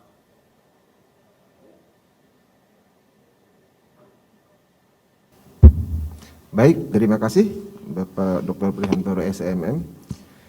Selanjutnya saya persilahkan Bapak Insinyur Toto Sugiharto MSc PhD, silakan Pak. Terima kasih pimpinan sidang. Assalamualaikum warahmatullahi wabarakatuh. Selamat sore, apa kabar semuanya? Selamat sore Pak. Saudara Promovendus, Pak Antoni, apa kabar? Baik Pak. Terima kasih. Berarti dapat mendengar suara saya ya? Iya. Oke, saya memperhatikan tadi Bapak begitu lancar menjawab semua pertanyaan dan merespon semua tanggapan. Hanya ada beberapa komentar yang saya ingin sampaikan. Pertama, Bapak kan di Asosiasi Asuransi Jiwa ya? Betul Pak. Baik. Bertanggung jawab salah satunya adalah meningkatkan literasi, termasuk literasi keuangan. Betul. Pertanyaan saya, apakah kalau pelanggan calon nasabah asuransi termasuk produk unit link memiliki literasi keuangan yang baik akan memiliki persepsi nilai unit link yang baik atau tidak? Iya. Jika literasi keuangan mereka berarti, baik. Ya. Oke, berarti literasi keuangan berpotensi memengaruhi, dalam istilah Bapak, variabel Bapak adalah perceived value. Kesadaran berasuransi. Betul nggak? Nggak, kesadaran. Sorry. Nggak, ini Ya. perceived value, persepsi nilai unit link. Kan perceived value itu kan value unit link kan? Nilai yang dipersepsikan oleh pelanggan dari unit link kan gitu. Iya, perceived value. Ya, perceived value of unit link sebenarnya kan gitu. Nah, Bapak menjawab tadi bahwa literasi keuangan berpotensi berpengaruh terhadap perceived value, tetapi di dalam penelitian Bapak kok tidak ada. Oh, baik. Namanya perceived value itu hanya dipengaruhi oleh e-service quality saja. Pertanyaan selanjutnya, apakah mungkin ini agen asuransi itu saya lebih cenderung mengatakan kompetensi agen asuransi akan berpengaruh nggak terhadap persepsi nilai dari pelanggan terhadap unit link?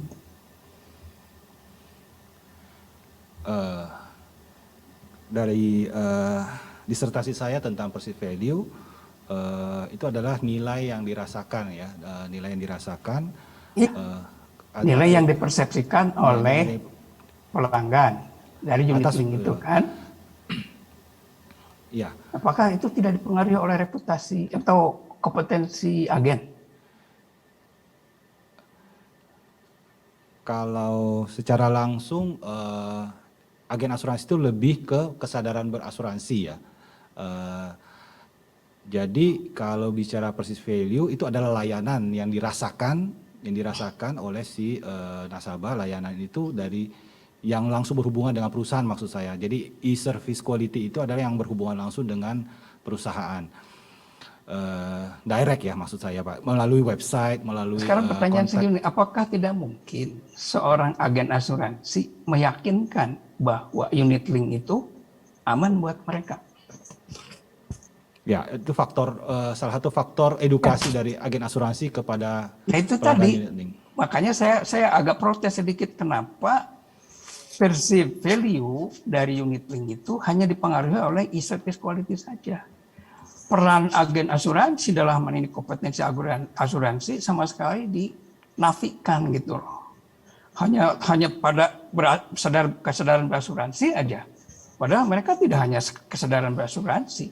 Setelah mereka memiliki kesadaran asuransi yang tinggi, tentu akan berpikir jauh.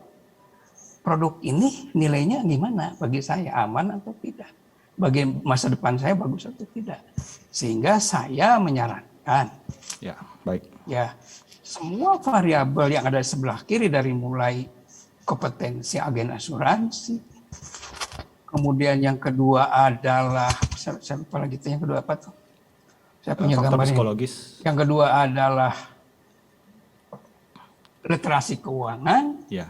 Yang ketiga, saya mengusulkan itu bukan faktor psikologi, Pak. Kalau dari kuesioner yang Bapak susun dan ajukan kepada responden, itu tidak lain tidak bukan bertanya tentang reputasi perusahaan asuransi yang menawarkan unit link.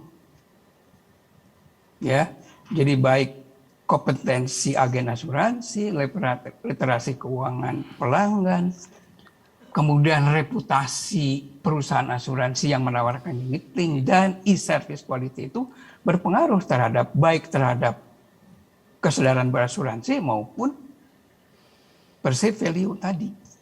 Sehingga modelnya akan lebih kompleks. Baik Pak. Saya akan... Tolong didiskusikan lagi. Datanya kan sudah ada, Pak, tinggal melakukan analisis saja. Sehingga kesimpulannya akan lebih lengkap bahwa ternyata perceived value atau persepsi nilai unit link di mata pelanggan itu tidak hanya dipengaruhi oleh electronic service quality saja, tetapi dipengaruhi juga oleh faktor lain, variabel lain. Dalam hal ini adalah kompetensi agen asuransi, literasi keuangannya, kemudian reputasi perusahaan asuransi yang menawarkan unit link tersebut.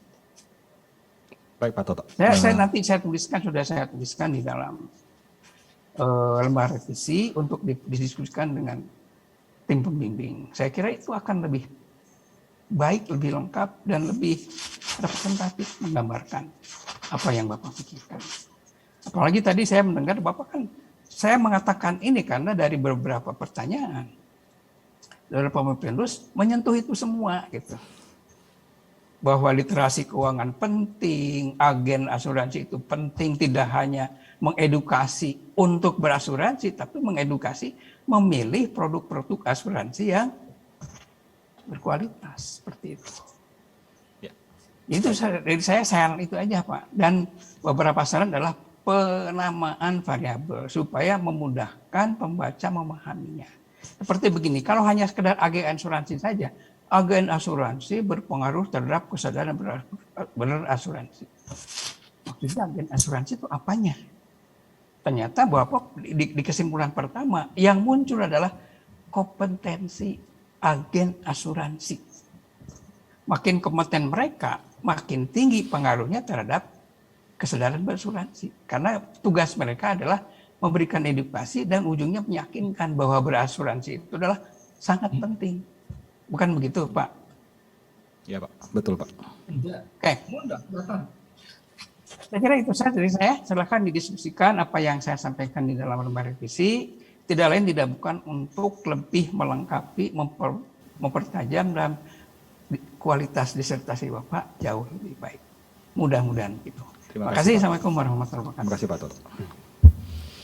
Baik, terima kasih Bapak Insinyur Toto Sugiharto, MSc PhD atas pertanyaan dan sarannya. Selanjutnya yang terakhir saya persilahkan Bapak Dr. Rerpol Insinyur Sudaryanto MSc sebagai kopromotor. Silakan Pak. Terima kasih Bapak Pimpinan Sidang. Yang pertama saya sampaikan terima kasih kepada para penguji yang sudah menyampaikan saran, masukan maupun tanggapan terhadap apa yang disampaikan oleh Saudara Promovendus terkait dengan penelitiannya. Jadi memang saya catat ada beberapa hal yang harus ditindaklanjuti. Jadi baik terkait dengan landasan teoritisnya, artinya dari sisi keterkaitan, kemudian runtut, lengkap, relevansi dan sebagainya itu harus menjadi perhatian. Ya. Ini menjadi hal yang fokus karena ini adalah tulisan ilmiah, jadi kaidah-kaidah akademik memang harus diikuti sesuai dengan pedoman yang berlaku. Kemudian yang kedua tadi dari diskusi itu muncul seperti yang terakhir tadi disampaikan oleh Pak Totong bahwa agen asuransi itu penting. Jadi ternyata memang bukan agennya tapi adalah kompetensinya begitu ya. Jadi dari diskusi juga muncul digitalisasi itu merupakan hal yang merupakan keniscayaan gitu. Ya.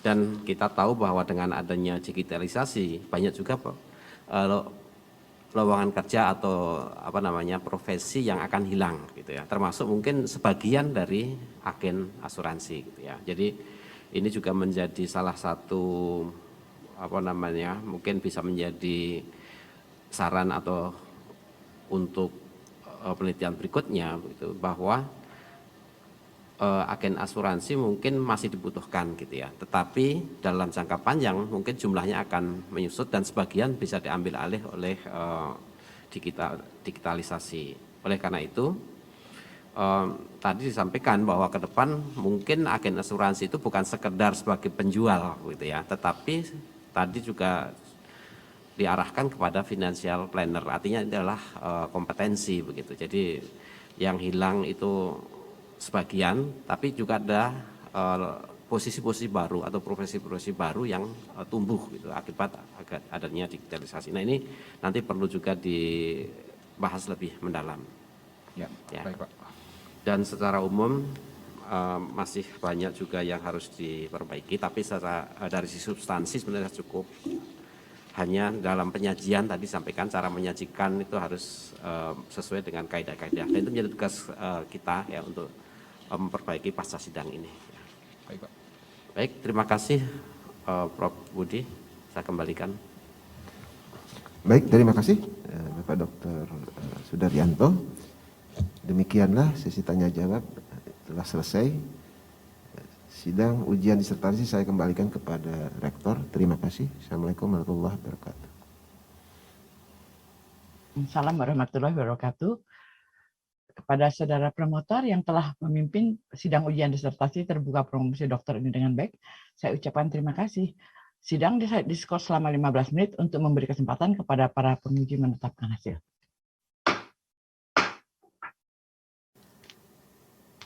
Rektor, para penguji dan anggota Senat, kami persilakan untuk menetapkan hasil sidang secara daring dari tempat masing-masing.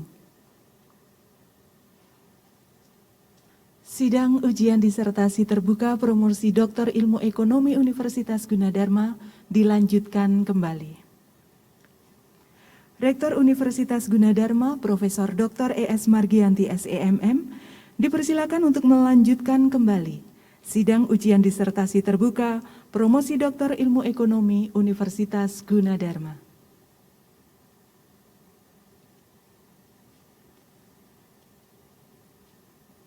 Dengan mengucap Bismillahirrahmanirrahim, skor sidang ujian disertasi terbuka promosi doktor saya nyatakan selesai dan sidang dilanjutkan kembali. Mars Universitas Gunadarma.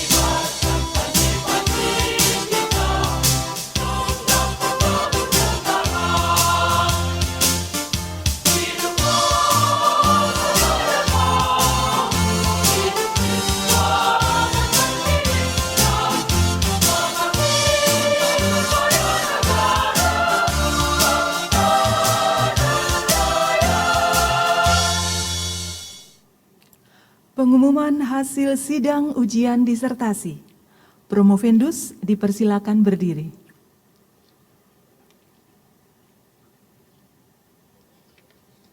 Saudara promovendus dan para hadirin yang berbahagia, berdasarkan berita acara sidang hasil ujian disertasi terbuka, dengan bangga saya umumkan bahwa Saudara Antoni Japari dinyatakan lulus dengan predikat sangat memuaskan. Nama lengkap saudara sekarang menjadi Dr. Antoni Japari. Terima kasih.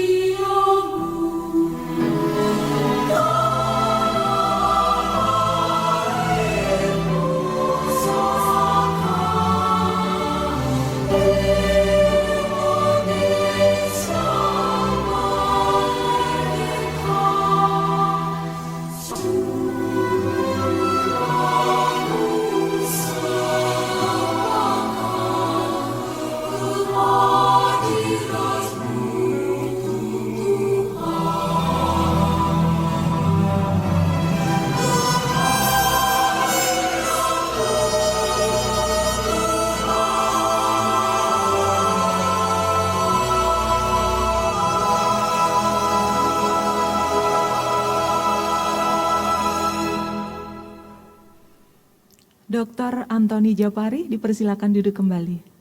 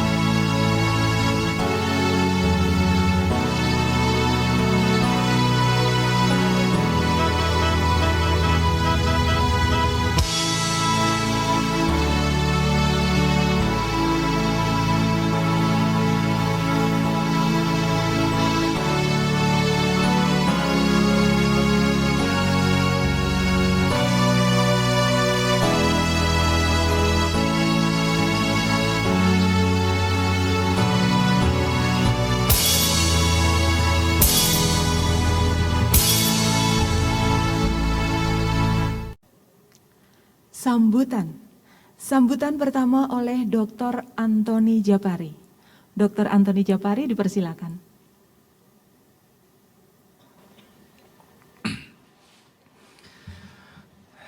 Saya bersyukur kepada Tuhan Yang Maha Esa yang telah melimpahkan rahmat dan kebahagiaan atas keberhasilan saya menempuh ujian disertasi terbuka pada sore ini. Dari lubuk hati yang dalam dan dengan perasaan tulus, tidak ada kata lain yang dapat diucapkan kecuali ucapan terima kasih yang saya tujukan kepada Yayasan Pendidikan Gunadarma yang telah memberikan kesempatan kepada penulis untuk melanjutkan studi pada program Doktor Ilmu Ekonomi Universitas Gunadarma. Ibu Profesor Dr. I.S. Margianti SEMM, Rektor Universitas Gunadarma yang telah memberikan kesempatan serta dukungan penuh kepada penulis untuk mengikuti pendidikan pada program Doktor Universitas Gunadarma. Bapak Profesor Dr. Insinyur Bambang Suryawan MT, Koordinator Program Pascasarjana Universitas Gunadarma atas dukungannya dalam penulisan disertasi ini. Bapak Profesor Insinyur Busono Surowirjo, MSc, PhD, Direktur Program Pascasarjana Doktor Universitas Gunadarma atas dukungan dalam menyelesaikan disertasi ini. Ibu Profesor Dr. Dharma Tintri Ediraras, SE, AK, MBA, CA, selaku Ketua Program Doktor Ilmu Ekonomi, Bapak Dr. Haji Ambo Saka, SE, MSI, selaku Asisten Ketua Program Doktor Ilmu Ekonomi, Bapak Dr. Rerpol Insinyur Sudaryanto, MSc, selaku Sekretaris 1 sekaligus Kopromotor, yang telah memberikan arahan dan bimbingan sehingga disertasi ini dapat selesai. Bapak Dr. Adi Kuswanto, SE, MBA, selaku Sekretaris 2 Program Doktor Ilmu Ekonomi. Bapak Profesor Dr. Budi Hermana, SSI MM, selaku promotor saya yang dengan sabar memberikan bimbingan, arahan, dan motivasi serta banyak meluangkan waktu, tenaga, dan pikiran dalam penyelesaian disertasi ini. Penguji luar, Bapak Profesor Dr. Andes PM Budi Haryono, MBA MM, terima kasih atas saran dan masukan yang sangat membangun atas disertasi ini dan penguji dalam Bapak Profesor Suryadi Harmanto, SSI MMSI, Bapak Prihandoko, Eskom, MIT, PhD, Bapak Insinyur Toto Sugiharto, MSc, PhD, dan Bapak Dr. Prihantoro, SEMM, atas saran dan masukannya untuk perbaikan disertasi ini. Bapak dan Ibu dosen Program Doktor Ilmu Ekonomi Universitas Gunadarma yang telah bersedia mentransformasi dan berbagi ilmu. Teman-teman Angkatan 24, keluarga penulis yaitu istri Yuni Indrani Wijaya, SE, MBA, PhD, yang telah memberikan dukungan sepenuh hati kepada penulis untuk mengambil program Doktor Ilmu Ekonomi Universitas Gunadarma dan memberikan semangat agar bisa menyelesaikan disertasi ini. Serta anak-anak penulis, Jensen, Nicole, dan Jeremy yang selalu memberikan dukungan cinta dan kasih sayang kepada penulis. Juga kepada orang tua saya dan ayah ibu mertua saya, Bapak Yusman Japari, Ibu Inge Jovita Gosal, Bapak Indra Di Kurniawan, dan Ibu Sonyawati. Terima kasih atas dukungan dan kepercayaannya kepada saya selama ini dan kasih sayangnya. Bapak Hengki Setiono sebagai Presiden Komisaris PT Capital Life Indonesia yang telah memberikan referensi dan izin kepada penulis untuk mengikuti program Doktor Ilmu Ekonomi Universitas Gunadarma.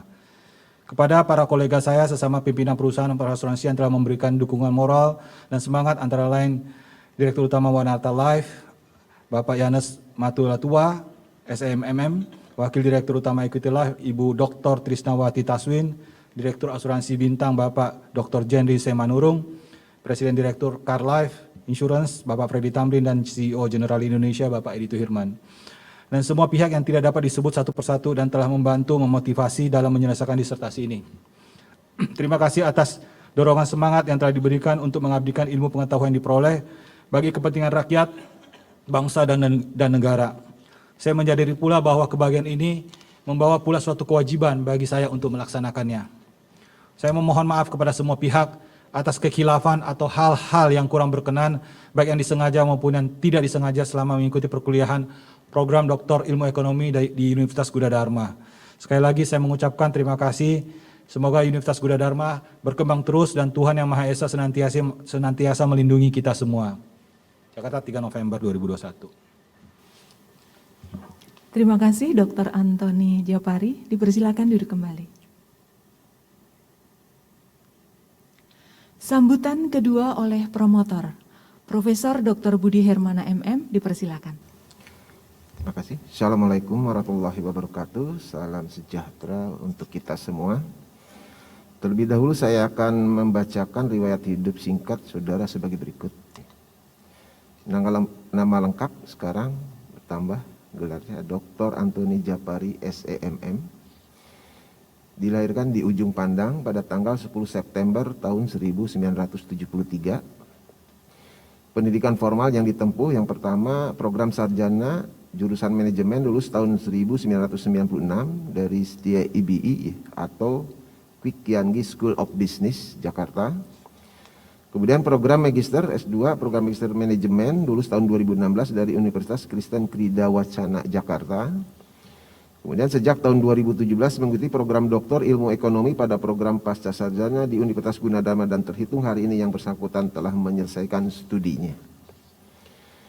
Pengalaman kerja secara ringkas, saat ini Dr. Antoni Japari sebagai Presiden Direktur PT Capital Life Indonesia dari tahun 2015 sampai sekarang. Sebelumnya pernah berkarir menjadi Direktur Pemasaran di PT AJ Mega Life 2006-2009 dan Direktur Pemasaran PT AJ Sentral Asia Raya 2009-2014. Saudara Dr. Antoni Japari yang berbahagia, saya dan atas nama kopromotor, penguji luar dan penguji dalam tentu mengucapkan selamat atas keberhasilan saudara dalam meraih gelar Doktor Ilmu Ekonomi. Dan tentu ini merupakan buah dari keteraturan saudara dalam mengikuti pendidikan, kerja keras gitu ya, serta keberanian mengungkapkan pendapat berdasarkan fakta. Dan tentu juga harus disertai pertanggungjawaban secara ilmiah ketika kita di dunia akademik. Nah, ini yang perlu menjadi menjadi salah satu kekuatan analisis saudara ketika nanti bekerja di industri. Kami berpesan bahwa ilmu pengetahuan terus berkembang dan tentu teknologi pun tentu beradaptasi dengan situasi yang baru, termasuk nanti produk-produk baru pun mungkin akan bermunculan. Kalau dalam konteks penelitian, siapa tahu nanti unit link nanti bertransformasi, siapa tahu. Kita tidak pernah tahu bagaimana produk pun akan selalu menyesuaikan dengan kebutuhan dari zaman, baik itu masyarakat maupun lingkungan eksternal. Nah, hal ini memberi isyarat bahwa saudara jangan lengah mengikuti perkembangan ilmu pengetahuan dan berupaya memanfaatkan peluang dan kesempatan. Jadikanlah kendala dan kesulitan yang mungkin saudara hadapi menjadi mitra, bukan untuk dijauhi. Jika saudara ingin menerjemahkan harapan menjadi kenyataan yang bermanfaat. Tunjukkan kompetensi dalam berbuat kebajikan, tumbuhkan kepercayaan publik, dan kerjakan setiap amanah yang dipercayakan kepada saudara dengan 3 kekuatan, yaitu kekuatan fisik, kekuatan panca indera, dan kekuatan kalbu. Alma Mater senantiasa bersama Anda. Akhirnya kami mengucapkan terima kasih kepada Rektor Universitas Gunadarma yang telah mempercayakan kepada kami menjadi pembimbing saudara Dr. Antoni Japari sehingga berhasil menyelesaikan studinya. Saudara adalah lulusan ke-160 yang meraih gelar Doktor Ilmu Ekonomi di Universitas Gunadarma. Terima kasih. Semoga Tuhan Yang Maha Esa senantiasa memberi petunjuk kepada kita semua. Assalamualaikum warahmatullahi wabarakatuh. Waalaikumsalam. Terima kasih Profesor Dr. Budi Hermana. Sambutan ketiga oleh Rektor, Profesor Dr. E.S. Margianti, SEMM, dipersilakan. Baik, terima kasih. Bismillahirrahmanirrahim. Yang saya hormati Bapak-Bapak, Ibu-Ibu sekalian yang berbahagia. Selamat sore, Assalamualaikum warahmatullahi wabarakatuh, dan salam sejahtera untuk kita semua. Pertama-tama tentunya marilah kita tidak henti-hentinya mengucapkan puji syukur kehadirat Tuhan Yang Maha Esa, yang atas perkenannya lah kita bersama-sama dapat menyaksikan, menghadiri, dan juga mengikuti jalannya sidang sehingga Saudara Antoni Japari dinyatakan lulus dan nama lengkap berikut gelarnya menjadi Dr. Antoni Japari. Saudara adalah orang ke-160 yang berhasil menyelesaikan pendidikan pada program Doktor Ilmu Ekonomi di Universitas Gunadarma dan meraih gelar doktor dengan predikat sangat memuaskan. Saya atas nama segenap keluarga besar Universitas Gunadarma mengucapkan selamat kepada saudara beserta segenap keluarga atas keberhasilan studi serta nikmat dan kebahagiaan yang dilimpahkan oleh Allah Subhanahu wa taala. Rasa bangga dan terima kasih ini saya sampaikan kepada Bapak promotor, Bapak kopromotor, Bapak penguji luar, serta para penguji lainnya. Berikut juga tentunya para pengurus pimpinan program Pasca Sarjana Universitas Gunadarma. Bersama-sama kita telah berhasil membawa saudara Dr. Antoni Japari meraih gelar doktor yang ada di program Doktor Ilmu Ekonomi di Universitas Gunadarma. Saudara Dr. Antoni dan para Bapak Ibu sekalian yang berbahagia, menyandang gelar doktor yang merupakan gelar akademik tertinggi di dunia perguruan tinggi, artinya saudara telah menjadi seorang yang arif dan bijaksana. Dicapainya gelar ini selain sangat melegakan, karena saudara baru saja terlepas dan terbebas dari sebuah perjuangan yang panjang, juga menuntut dan mewajibkan saudara untuk selalu yang pertama, menunjukkan kearifan dan kebijaksanaan dengan perbuatan yang bermanfaat bagi kesejahteraan umat manusia. Yang kedua, untuk mempertahankan kebenaran ilmiah dalam implementasi dan pengembangan, baik dalam karir maupun dalam bidang keilmuan saudara. Dan yang ketiga, untuk selalu menjaga dan mengembangkan nama baik serta kewibawaan alma mater saudara dimanapun saudara berada. Belajarlah secara terus-menerus dalam hidup ini, tirulah ilmu padi yang semakin berisi semakin merunduk, dan juga ilmu air mengalir yang selalu mencari jalan keluar untuk setiap masalah yang ada. Dan saya kira doktornya ini juga bisa jadi hadiah ulang tahun karena baru September yang lalu kan ulang tahunnya masih baru, jadi juga merupakan hadiah ulang tahun yang kesekian bagi Bapak Doktor baru ini. Sekali lagi saya ucapkan selamat kepada saudara beserta segenap keluarga. Semoga apa yang telah dicapai dapat menjadi dasar dari keberhasilan lain di masa yang akan datang. Juga pada kesempatan ini kepada semua pihak yang telah memberikan bantuan sehingga Dr. Antoni Japari berhasil meraih gelar doktor, dan juga atas terlaksananya acara ini saya mengucapkan terima kasih yang sebesar-besarnya. Semoga Tuhan Yang Maha Esa membalas amal budi baik Bapak dan Ibu sekalian. Sekian sambutan saya, terima kasih. Wassalamualaikum warahmatullahi wabarakatuh. Waalaikumsalam. Terima kasih Profesor Dr. E.S. Margianti. Bapak Ibu yang berbahagia, sebagai acara terakhir, marilah kita bersama-sama memanjatkan doa puji syukur kehadirat Tuhan Yang Maha Esa. Doa akan dipimpin oleh Bapak Dr. Andes Sri Waluyo MM. Kepada Bapak Dr. Andes Sri Waluyo dipersilakan.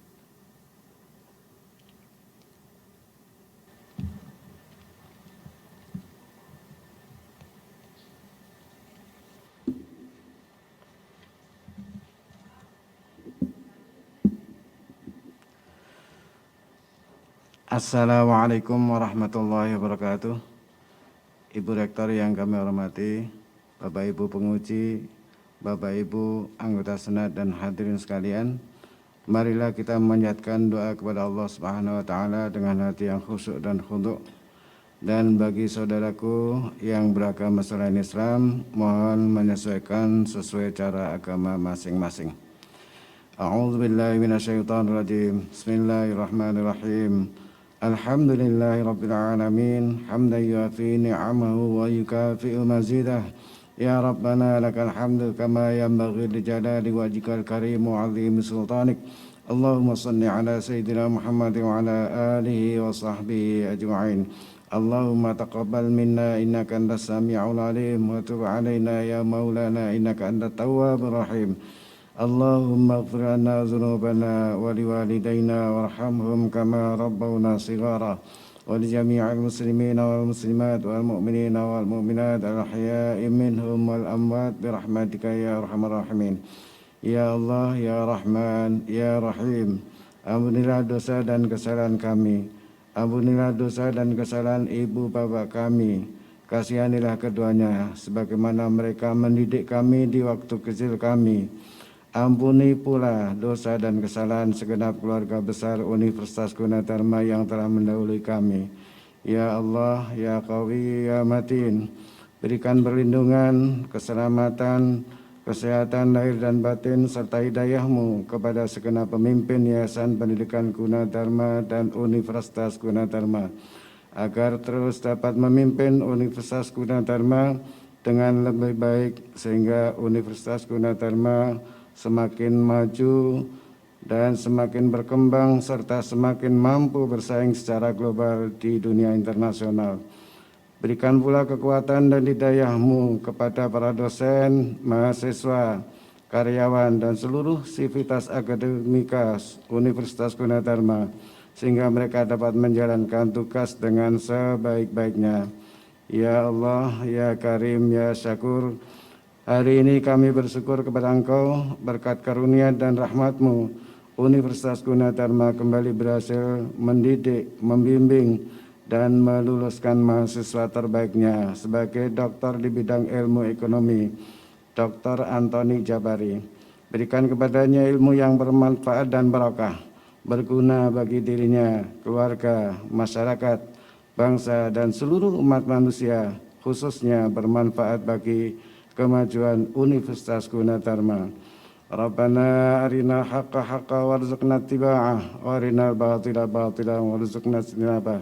Rabbana uzi'na naskura ni'mataka allati an'amta 'alaina wa 'ala walidayna wa an na'mala salihan tardah wa adkhilna bi rahmatika fi 'ibadika salihin. Rabbana hab lana min azwajina wa dhurriyyatina qurrata a'yun waj'alna lil muttaqina imama. Rabbana atina fid dunya hasanah wa fil akhirati hasanatan wa qina 'adzabannar. Walhamdulillahi rabbil alamin. Terima kasih. Assalamualaikum warahmatullahi wabarakatuh. Waalaikumsalam. Terima kasih Bapak Sri Waluyo. Bapak Ibu yang kami hormati, sidang ujian disertasi terbuka promosi Doktor Ilmu Ekonomi Universitas Gunadarma segera ditutup oleh Rektor. Dengan mengucap puji syukur kehadirat Tuhan Yang Maha Esa, sidang ujian disertasi terbuka pada hari ini saya nyatakan ditutup.